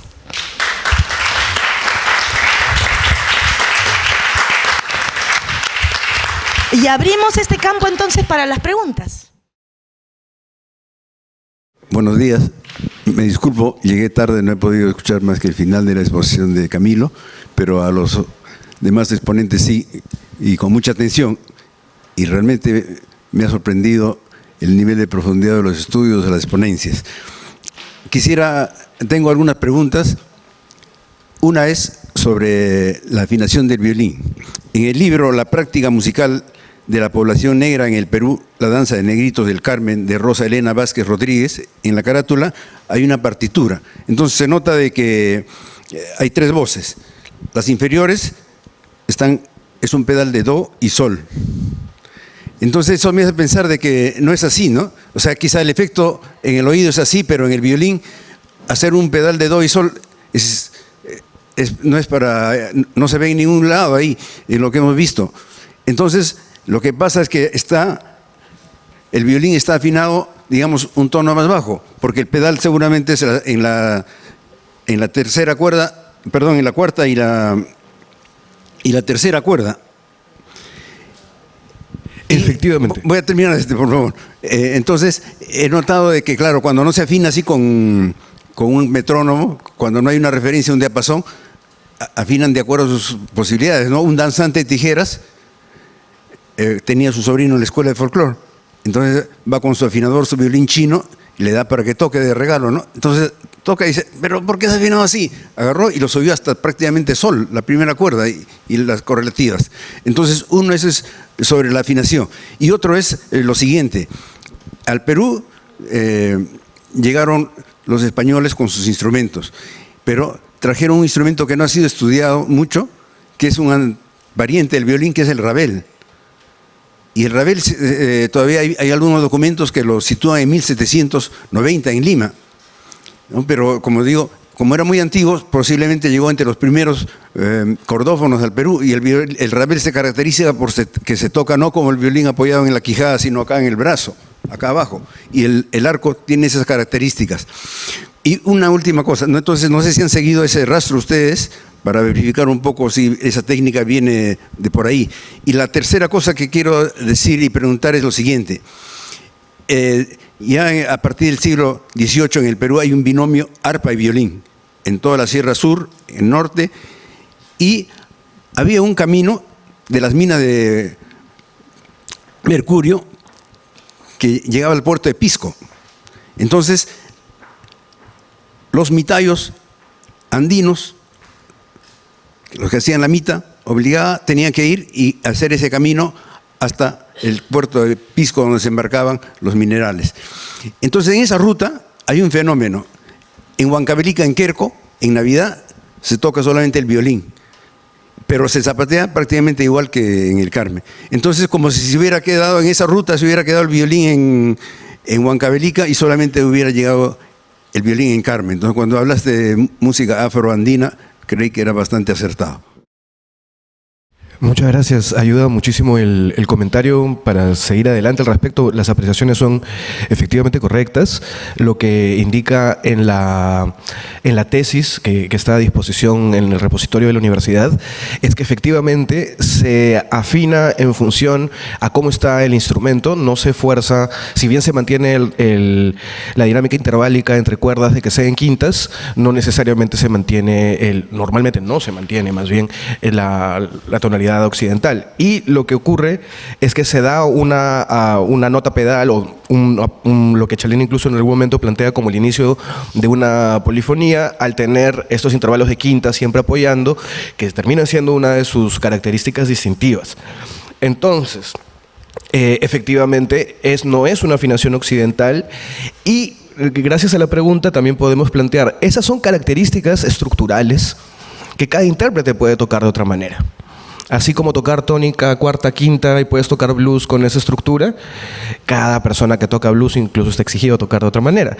Y hablábamos cómo hay una noción andina de que dentro de tu lenguaje musical tienes que encontrar tu propia voz, lo cual no es incoherente con una noción de autenticidad, cuando es una autenticidad en contra de una reconstrucción mediática difundida desde el gobierno a partir de completar vacíos históricos. Además, como demostrábamos, ¿no? En Perú Negro había una influencia directa de Catherine Dunham como un referente para su construcción estética. No había una claridad sobre estas prácticas que podemos contemplar dentro de lo que se llama la invención de la tradición o los procesos de construcción de tradiciones a lo largo del tiempo, ¿no? Pero justamente si pensamos en dinámicas diacrónicas, sincrónicas y cronotopos, lo que ocurre en cada contexto es una continuidad muy diferente, ¿no? No es lo mismo continuar con José Durant y reemplazar con la evidencia histórica, con las fuentes que la familia Santa Cruz tenía en la época, a tener la continuidad de las prácticas populares en torno a un ciclo ritual. Entonces, en ese sentido, hacemos una diferenciación. Si es más auténtico lo uno que lo otro, cumple funciones sociales diferentes y una cosa es el trabajo, ¿no? en el contexto como tal, con una lógica incluso de plusvalor, de mantenerse, trabajando, de mantener a sus familias, y otra cosa es el contexto ritual ante el Niño Jesús. Entonces, hay un área de influencia y de intercambio, y la noción de áreas culturales es muy interesante en ese caso. La ruta de Pisco-Nazca que lleva a Cusco es una formalización de un camino indígena que el Estado terminó de hacer, porque era más fácil hacer la ruta por ahí. Entonces, preguntándole a la familia Valle-Umbroso, ¿por qué en el libro de Chalena aparece como Valle-Umbroso con B chica? Y lo que me responde Roberto es que tenían claridad de haber sido familias esclavizadas por el conde del Valle de Umbroso en el Cusco, en cuya la calle pues del Marqués, que está camino a 2 cuadras de la Plaza de Armas del Cusco, ya esa es la calle en nombre de la persona que estas familias recuerdan que fueron esclavizadas por. Entonces, justamente por eso es importante, y parte de la conclusión de Tompkins es esa también, ¿no? Lo africano en el Perú no es como lo africano en Estados Unidos y como lo africano en África, ¿no? Sino justamente se deriva como lo peruano, y hay diálogos a varios niveles al respecto, ¿no? Entonces, sobre autenticidad quería acotar eso. Sobre lo afroandino creo que el testimonio ha sido bastante claro, y no sé si podríamos precisar un poco sobre eso, ¿no? Porque tenemos el instrumento como para ejemplificarlo, y efectivamente Chalena y Arguedas nos decían, ¿no? Tenemos embocadura de quena desde Caral. Llega el PVC, incorporamos el PVC y sigue siendo una quena, no deja de ser una quena por eso, ¿no? Entonces, ¿de qué manera y hasta qué punto, qué elementos se incorporan? Y por otro lado, cuando esas incorporaciones ya llevan a decir que esto es otra cosa, estructuralmente, y en ese caso lo más radical podría ser este fenómeno que últimamente analizan de los Inca Apaches, han visto esto de gente que se pone plumas de indio, de indígena apache de los pueblos originarios de Estados Unidos, no lo que entendemos por indio de película, ¿no? Y se presentan en una exotización como si fueran poblaciones ancestrales, ¿no? Entonces, en ese sentido, sí hay una dimensión política, laboral, de dignidad, etcétera, en donde afirmamos qué cosa es pertinente que se sepa que no es auténtico, ¿no? En ese sentido de construcciones de la tradición o de cosas que tal vez se dan más forzadas hacia el mercado. Tengo una pregunta para Luis y una para Eloy. Luis, me pareció súper bacán sobre todo cómo has entrado a través de la técnica que usualmente se aborda como algo muy técnico. Y tu presentación deja muy claro qué tan importante es la biografía dentro de esta cuestión de la técnica, ¿no?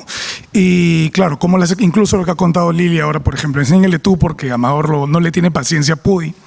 La experiencia que has tenido tú, la propia biografía que ha tenido Guillermo, ¿no? También a la hora que aprendió él y la que puede haber tenido otra gente. Y quería que profundices un poquito más en eso, ¿no? ¿Cómo ha sido diferente, por ejemplo, tu biografía, sobre todo con la gente que tú has formado o que continúas formando como parte del Centro Cultural Amador Valle Ambrosio, ¿no? Tú como persona que has tenido formación formal y la has conjugado con la formación que ya tenías, digamos, de base desde el Carmen, ¿no? Siento que eso sería una cosa bien interesante me encantaría escuchar tus reflexiones al respecto. Y luego para Eloy, súper bacán, el tema de la autenticidad, claro, es algo que nos hemos esforzado en deconstruir un montón de tiempo, ¿no? Y claro, hay kilos de cuestiones académicas por eso, ¿no? Y es bacán. Pero me parece que tu ponencia hace un buen trabajo bueno, por lo menos a mí me gatilla la pregunta en qué perdemos cuando deconstruimos la noción de autenticidad, ¿no? Y no es la cuestión política, por ejemplo, que está refiriendo Camilo, sino una cuestión más íntima, ¿no? Teniendo en cuenta que el concepto de autenticidad también es un concepto, pues, occidental, colonial, formado pues en Alemania, donde yo estoy ahorita, de Herder, mediados del siglo XVIII, ¿no? O sea, pero es igual que algo ya la intimidad de las comunidades, ¿no? Entonces, me interesaba saber, quería preguntarte un poco eso, sobre todo a la luz de que parte de la demanda de autenticidad es precisamente lo que mencionaba Mónica, como vamos al Carmen en busca también de lo auténtico, ¿no?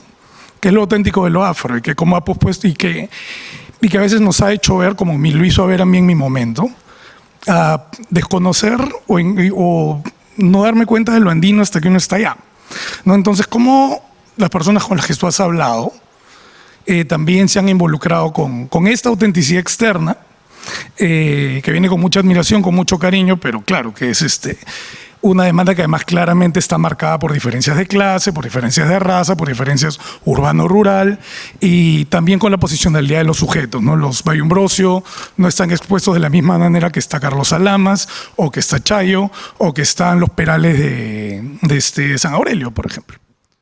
Bueno, muchas gracias, Rodrigo, por tu pregunta.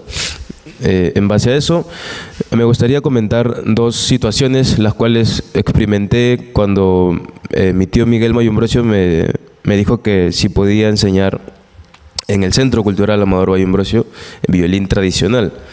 Recuerdo que la primera vez, o sea, mi primera vez enseñando, tuve un grupo de jóvenes muy talentosos, hijos de los mismos cultores, hijos de Miguel, hijos de María, de los hermanos Valle Ambrosio.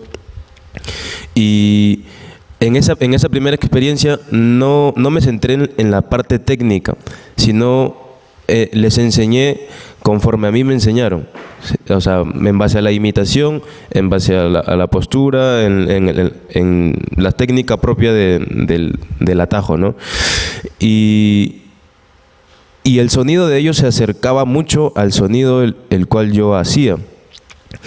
Con la práctica constante logramos sacar varias danzas, 4 si más no me equivoco, pero la comparo mucho con mi otra experiencia, ya que me sumaron más niños, pero ya no eran hijos de cultores, sino eran niños externos, ¿no? De otros centros poblados. Ya no eran del centro, del Carmen Centro, sino eran de San José, de Viñavieja, habían niños incluso hasta del Guayabo, de San Luis, que son centros poblados alternados del Carmen, ¿no? Y para ellos, como eran niños de 5, 6 años, a diferencia de los otros jóvenes que ya tenían entre 13, 14, 12 años, para ellos sí tuve que recurrir a la técnica para poder enseñarles. Pero algo pasó ahí, ya que cuando les enseñaba la técnica y la relacionaba con el sonido, con la técnica tradicional del atajo de negritos, por más que quería que se asemejen al sonido, era imposible que la técnica imitara la técnica tradicional del atajo, ¿sí?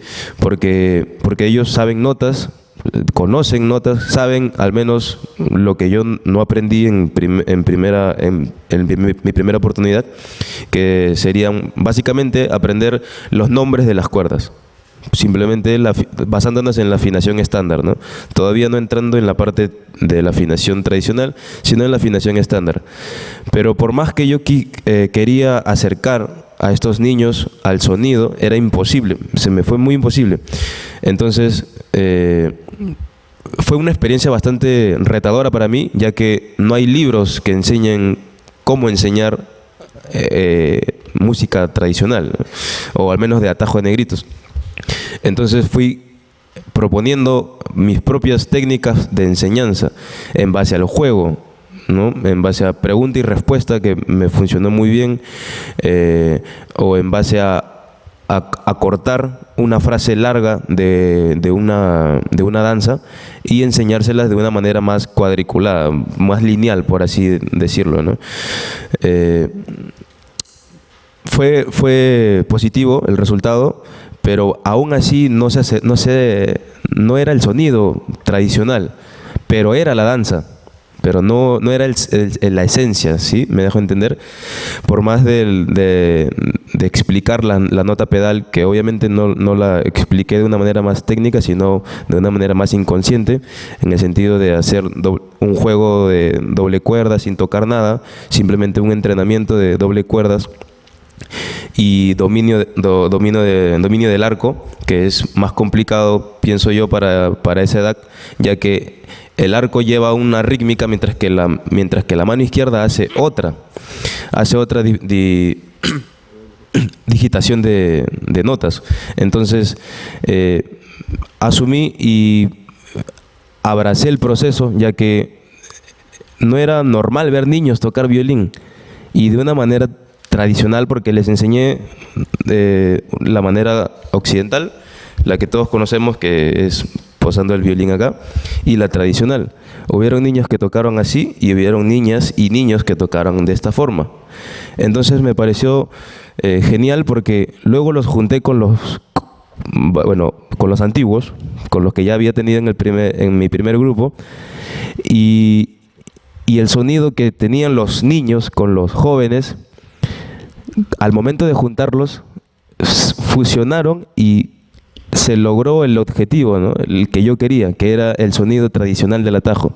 Por más que los niños tocaban de una manera lineal, mientras que los jóvenes, ya que tenían un poco más de maña, tocaban con la esencia, ya que ellos también desde muy niños ya han zapateado y aún siguen zapateando.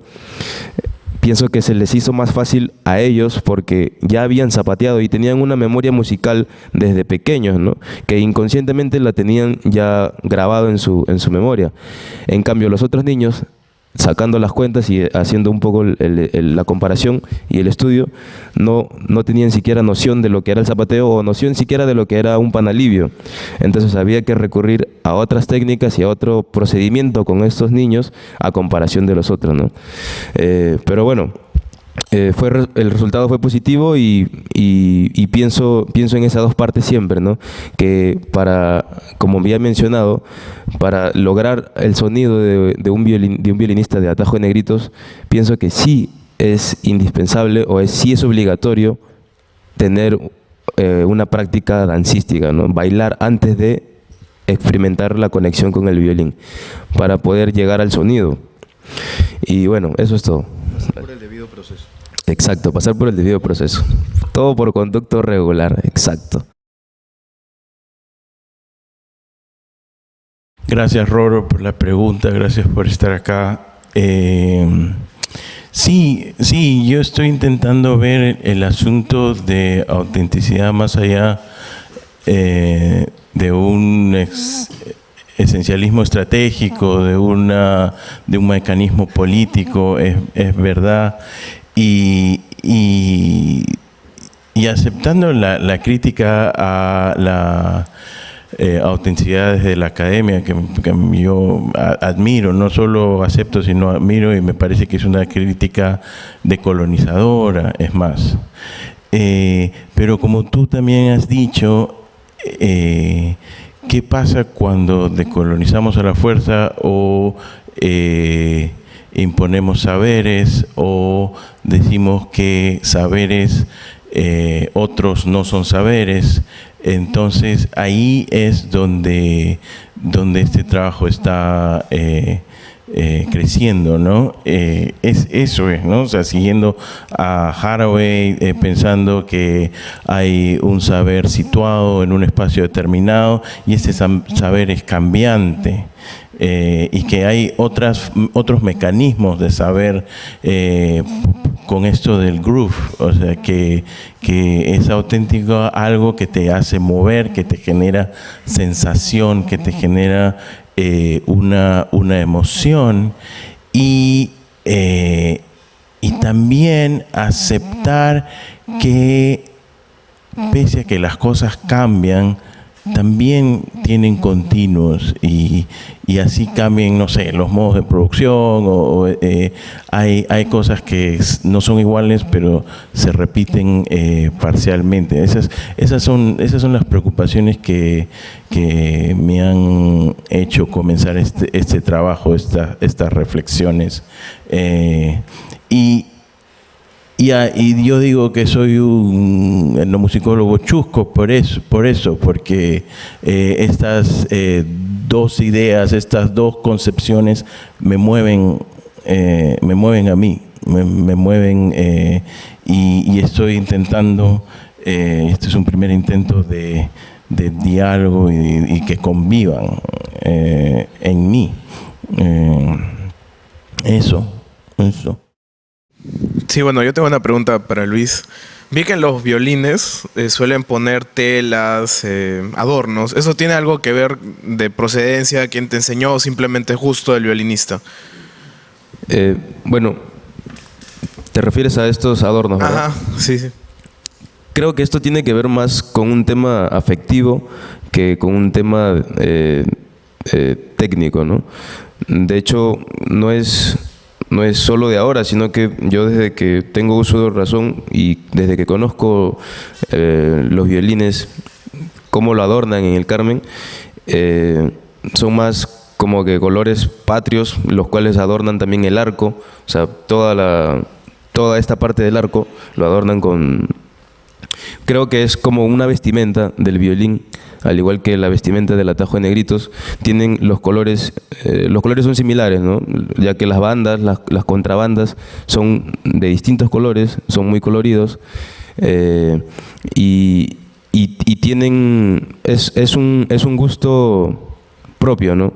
Cada quien ve cómo decora su violín, de una manera en que, por ejemplo, si yo tengo un violín blanco, que este es el violín tradicional del atajo, lo he tomado prestado, pero mi papá me hace este tipo de decoraciones sin que yo se lo pida. O sea, no se lo he pedido a mi papá. De hecho, yo desde que tengo mi primer violín y desde que empecé a tocar en el atajo, mi padre todos los años me viene haciendo este tipo de adornos sin que yo se lo pida. Y lo tomo de una manera más afectiva, ya que en estos adornos hay ciertas donaciones o ciertos aportes de padrinos o madrinas que te cuelgan billetes o te dicen, oh, yo te quiero comprar tu adorno para el otro año, ¿no? O yo te lo pago. Pero es un tema más como que decir, ok, te conozco, eres del círculo, del vínculo familiar, me caes bien, entonces yo me siento con la responsabilidad de regalarte o vestir a tu violín para el próximo año, ¿no? Es más ese intercambio y esa conexión que también pienso yo sirve para como para romper ciertos esquemas, los cuales se siguen trabajando en el Carmen, ¿no? Porque tú ves los violinistas del Carmen y todos tienen los adornos y cada uno tiene un adorno distinto dependiendo de sus gustos. Hay algunos que simplemente ponen una pita y ya, o una cinta roja para que, como se cree en el Carmen, no lo ojeen, ¿no? No ojeen tu violín y no se te rompan las cuerdas o no tenga alguna falla o una cosa así. Pero pienso en eso, es más afectivo que teórico. Tal vez podría añadir, a lo mejor te acuerdas, Mónica, que tiene que ver también con el bautizo del violín, en el momento en el que bautizan, ¿no? Bueno, fue un gusto escuchar ustedes hablar de sus experiencias y aprender por un modo de comunidad y un modo oral. He estudiado un poquito con algunos músicos en Perú y como una persona que empezó en como el estilo de conservatorio fue transformativo.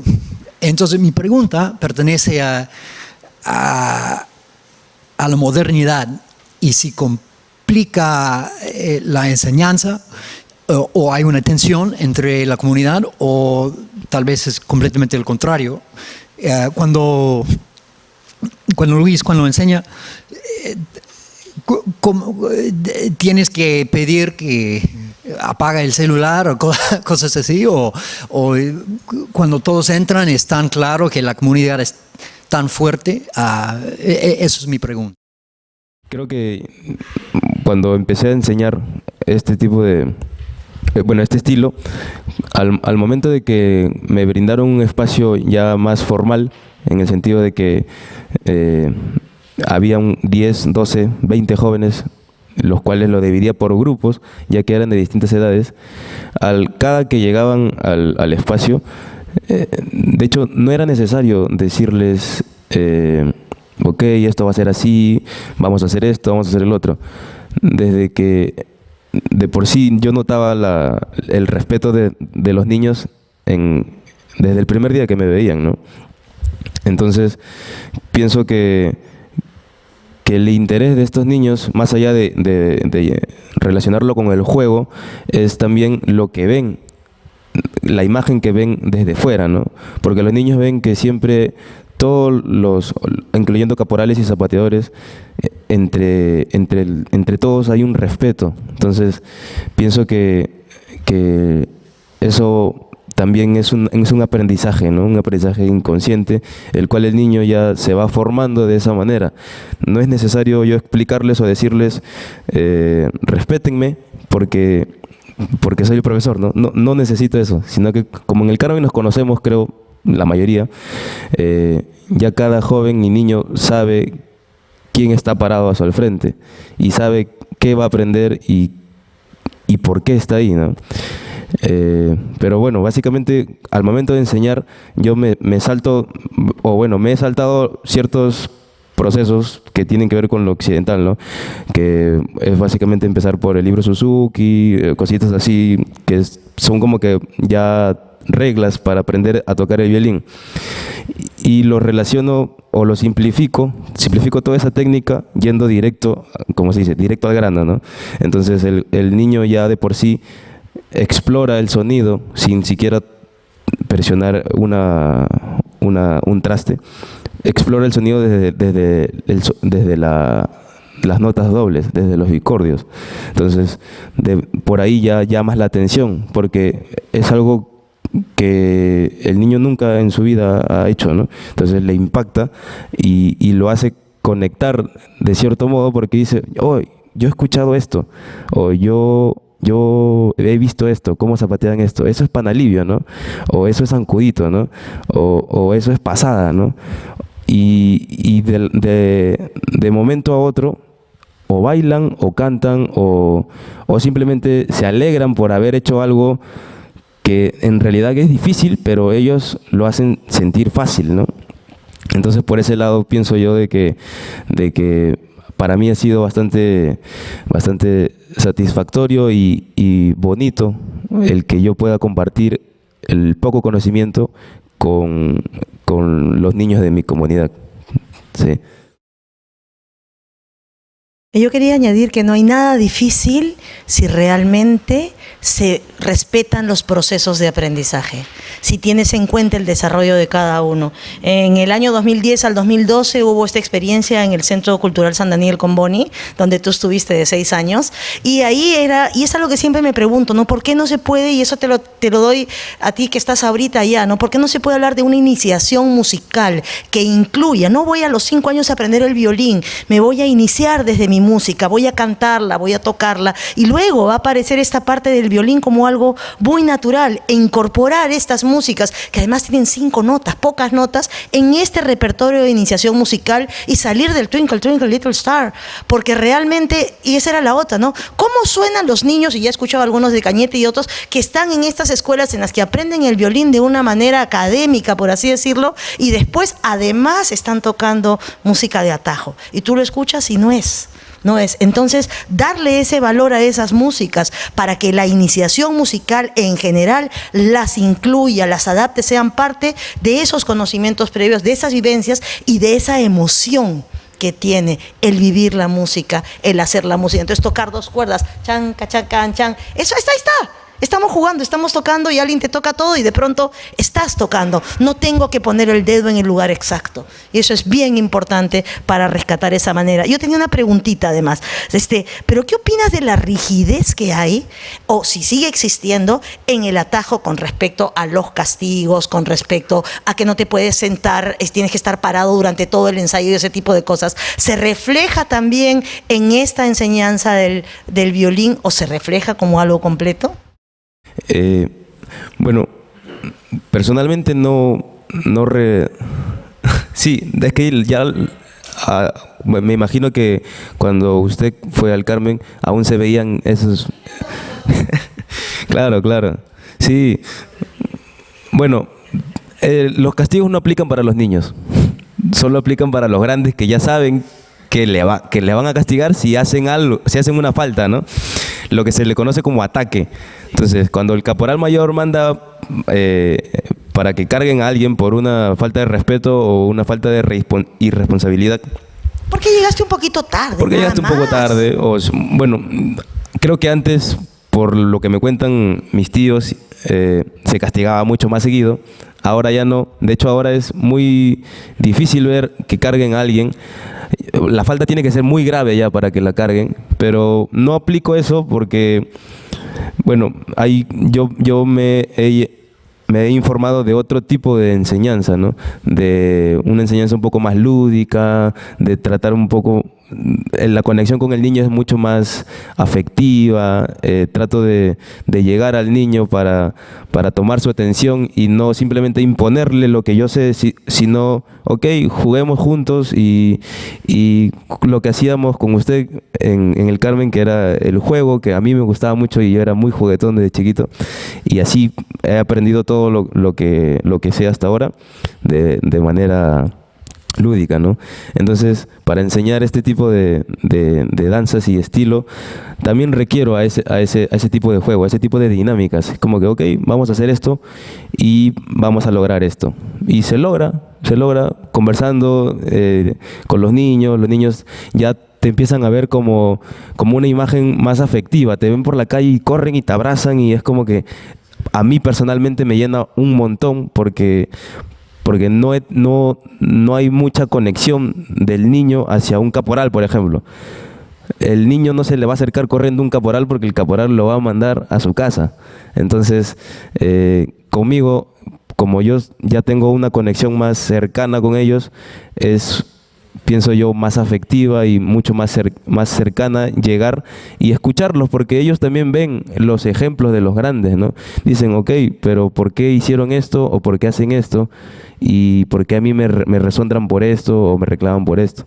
Entonces ya pienso yo que hay una confianza conmigo, por lo mismo que yo les explico y les hago entender de que esto es así, es un proceso y que todos pasamos por esto, hasta incluso yo. Pero bueno, básicamente es eso, ¿no? Es muy bonito ver este tipo de conexión con los niños, porque no es normal ver niños tocando violín en el Carmen. No es, o bueno, hasta cuando yo estaba pequeño no era normal ver a un niño tocando violín. Y nada, eso sería la respuesta. Sí, claro. Y lo digo nada más simplemente porque a veces se ve como que el aprendizaje de la manera ancestral, tradicional, está así como en un pedestal, pero hay algunos asuntos afectivos y algunos asuntos emocionales y de autoridadismo también que es importante percibir, ¿no? Y qué bueno que las nuevas generaciones justamente están tomando en cuenta este tipo de pedagogías. Sí, buenos días, Luis. Me siento maravillada de escuchar a todo este equipo extraordinario que ha venido a colaborar con el aprendizaje para todos. Y coincidentemente tengo con mi esposo una casa en Chincha ya hace más de 20 años y estoy descubriendo muchas cosas que ignoraba. Y como repito, todos los días aprendemos algo. Mi preocupación, mi compromiso social es el siguiente.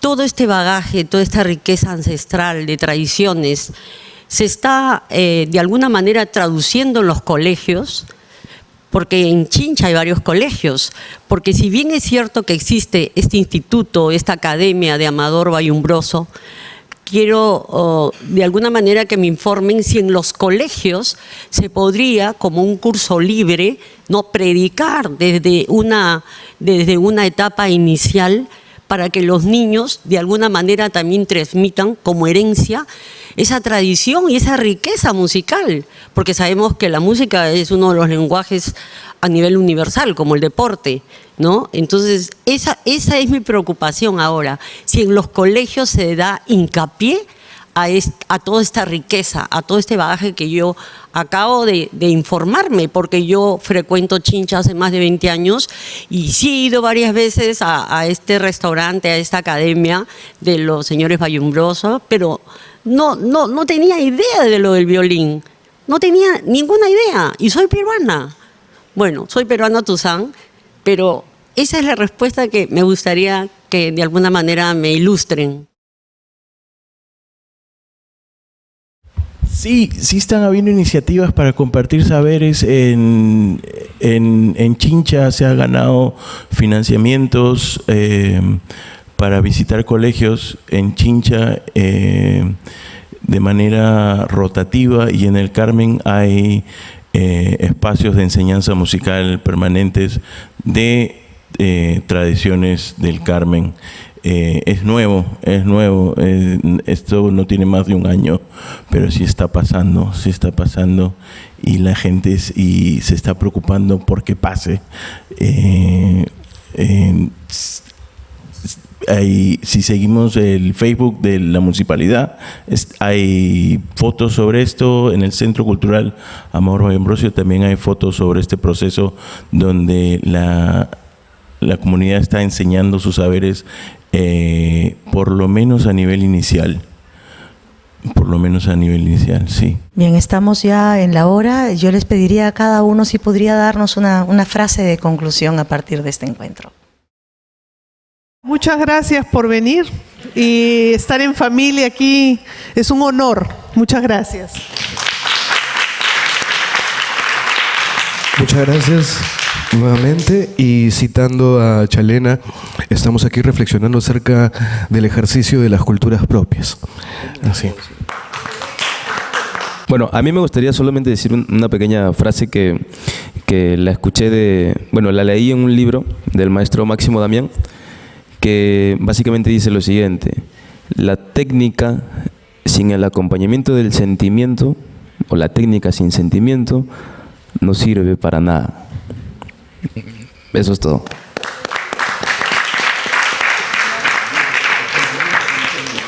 Muchas gracias.